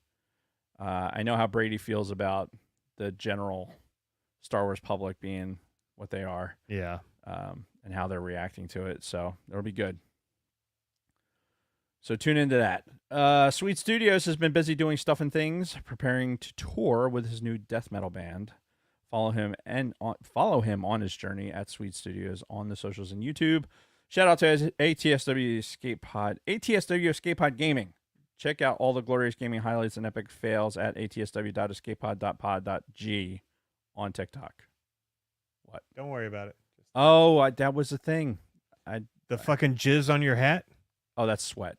Oh, okay. Yeah, All right. that's a sweat mark. Okay. No, I thought you were... Oh, no. I didn't even see Here. that. Open that while I'm reading this. I forgot all about that. Orange Fett show released episode 117, The Arrival, last Tuesday. Find them on Apple and Spotify. I'm pretty sure I predicted that they would make this eventually. Should I show yeah. the people? Yeah, show the people. It's a pop Grogu holding one of the Anzellans. Yeah. And I knew that they were going to make a pop Yeah. of this. What did he say? No, squeezy. Yeah, no, it's crazy. Well, during where he was actually holding him, he was just screaming. He said, "Ah!" Yeah. Dude, I saw it. It popped up on Prime Day, and I'm like, I haven't been buying pops, but that one I had to have. Yeah. Oh god, that's so good. No news from layman's terms, but you can find us at bio.link/thesidebarcantina, where you can find our links to Patreon, YouTube, our audio podcasts on Audible, Apple, and Spotify, and all social media platforms, including X, Instagram, Facebook, Twitch, TikTok, and Discord. Once you get to the bio link, simply click the symbols under our pick to go to your platform of choice. You can also find our past Spotify mixtape playlists. Also, on our bio link is our TeePublic merch shop. Choose from 7 designs and everything from t-shirts and hoodies, tote bags, phone cases, and exclusive stickers and pin, wall arts, magnets, laptop cases, pillows, and for $5,000, stational shit in your mouth. Just about anything you can imagine. Nothing says loving like a naked Jason chick on a pillow. Wait a minute. Did you add that or? I just added that. Okay. Nothing says loving like a naked Jason chick on a pillow. Go to bio.link/thesidebarcantina. Click merch. Reviews. No new reviews. Write us a 5-star review on Apple or Audible. Don't have an Apple or Audible account or a Facebook page to review feature do. Just screenshot your review before you hit down and DM us a pic on Instagram or Twitter with your name and address, and Luna Girl can send you a super cool ATSW family swag pack. This is your chance to tell us your thoughts on our show. Jason or Hannah for Lopez or Hank or Edith or Mama or Drunk Tom Brokaw or somebody fun will read your review word for word on our next episode. Let us know who you went to read it. Finally, if you catch us on Spotify, help us out and click those stars. If you are listening to us on audio, please consider joining us in a live chat on Mondays. The chat is most definitely where it's at. And if you are new to the Sidebar, please subscribe, ding that bell, and select all to receive notifications when we go live at 1700 Eastern Daylight Time every other week now. So not next week, but the week after. See. Whatever date, 3BO, whatever date that is. Remember to make smashies the like button. It really helps us out. And thank you again to all of our Patreon members. You are the reason why we do this. Yes. And that is it. All right. So yeah, our next episode in 2 weeks, we're finally going to cover Anchorman that I know we pushed to the side because of scheduling conflicts. Yeah. And then after that, more than likely it'll be Plagueis, but don't, count on it because something may come up. Right. I'm pretty sure we had a schedule. Kelly, if that's true, let us know. I'm pretty sure it was. I remember there's a voice that says we thought out a schedule and we sent it. We patted ourselves on the back for having the schedule. And now we forgot there was a schedule. But still need to do Anchorman anyway because it's fucking brilliant. Yeah. All right, so that's it. Yes. Yeah. Thanks everybody for watching. Go see The Acolyte if you haven't already for some reason. And until next time, Dave and everyone else, may the force be with you. May the force be with you.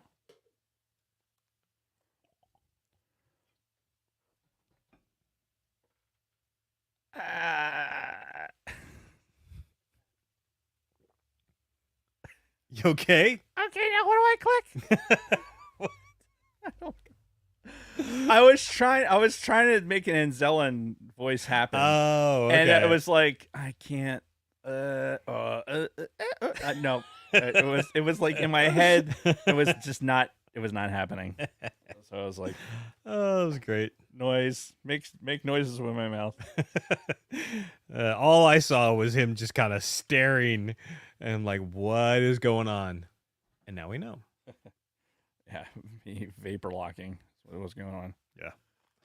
Oh, I gotta take that off. It did get warm in here. Still feels fine to me though. I'm wearing a tank top and shorts. I'm going to pee while this is downloading. All right. That's what I'm going to do. All right. Let's see if I missed anything in the chat. Roundtable. I feel like I knew about this and then I completely forgot. I feel like it was brought up a month ago. About a week ago. So yeah, I'll have to see what I've got going on Wednesday.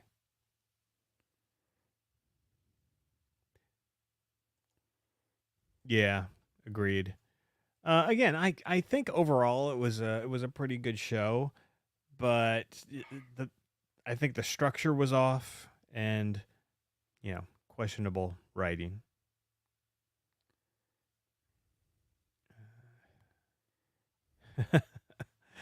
Oh man, we really got dirty with a lot of these comments today. Though we really do need to make the hold on. Uncle Soul's Touchy House t-shirts. Oh, and Dave's out.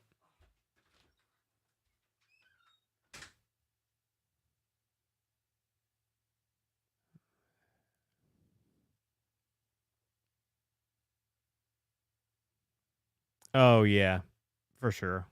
Like that was May's plan all along, was to make sure Soul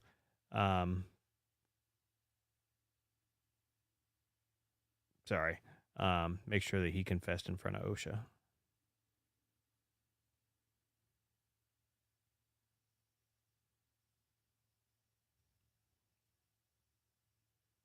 Yeah, see, this is kind of what I was thinking, was how do we know for sure that Khmer is part of this Sith order? The whole rule of two. Because maybe they're not. Maybe they're just like, we want to do our own fucking thing. Fuck the Sith, fuck the Jedi. Well, the Knights of Ren. I don't know what the fuck. Like, I honestly, after the way that they went out, like the bitches that they did, I wouldn't want to see a Knights of Ren themed anything. Right. Yeah, I don't care about their origins because they sucked. They sucked worse than the Jedi. Giant donkey dick. Big floppy donkey dick. Big floppy dad. Remember from the South Park movie? Yes. Which is having an anniversary. That has to be soon. Well, I think we might have just passed it, but it doesn't mean we can't still cover it. South Park, bigger. Come on. Bigger, Longer, Uncut was originally released on June 30th. So, yeah, just a few weeks ago. Yeah, we need to. We should add that to the schedule. I think we already did. I'm telling you, man, we made a schedule. All right. It's somewhere. Okay. Well, right. We'll have to ask Kelly. File is transferred. All righty. That means it's time to unlive. So thanks again, everybody. We love you all. See you in 2 weeks. Bye.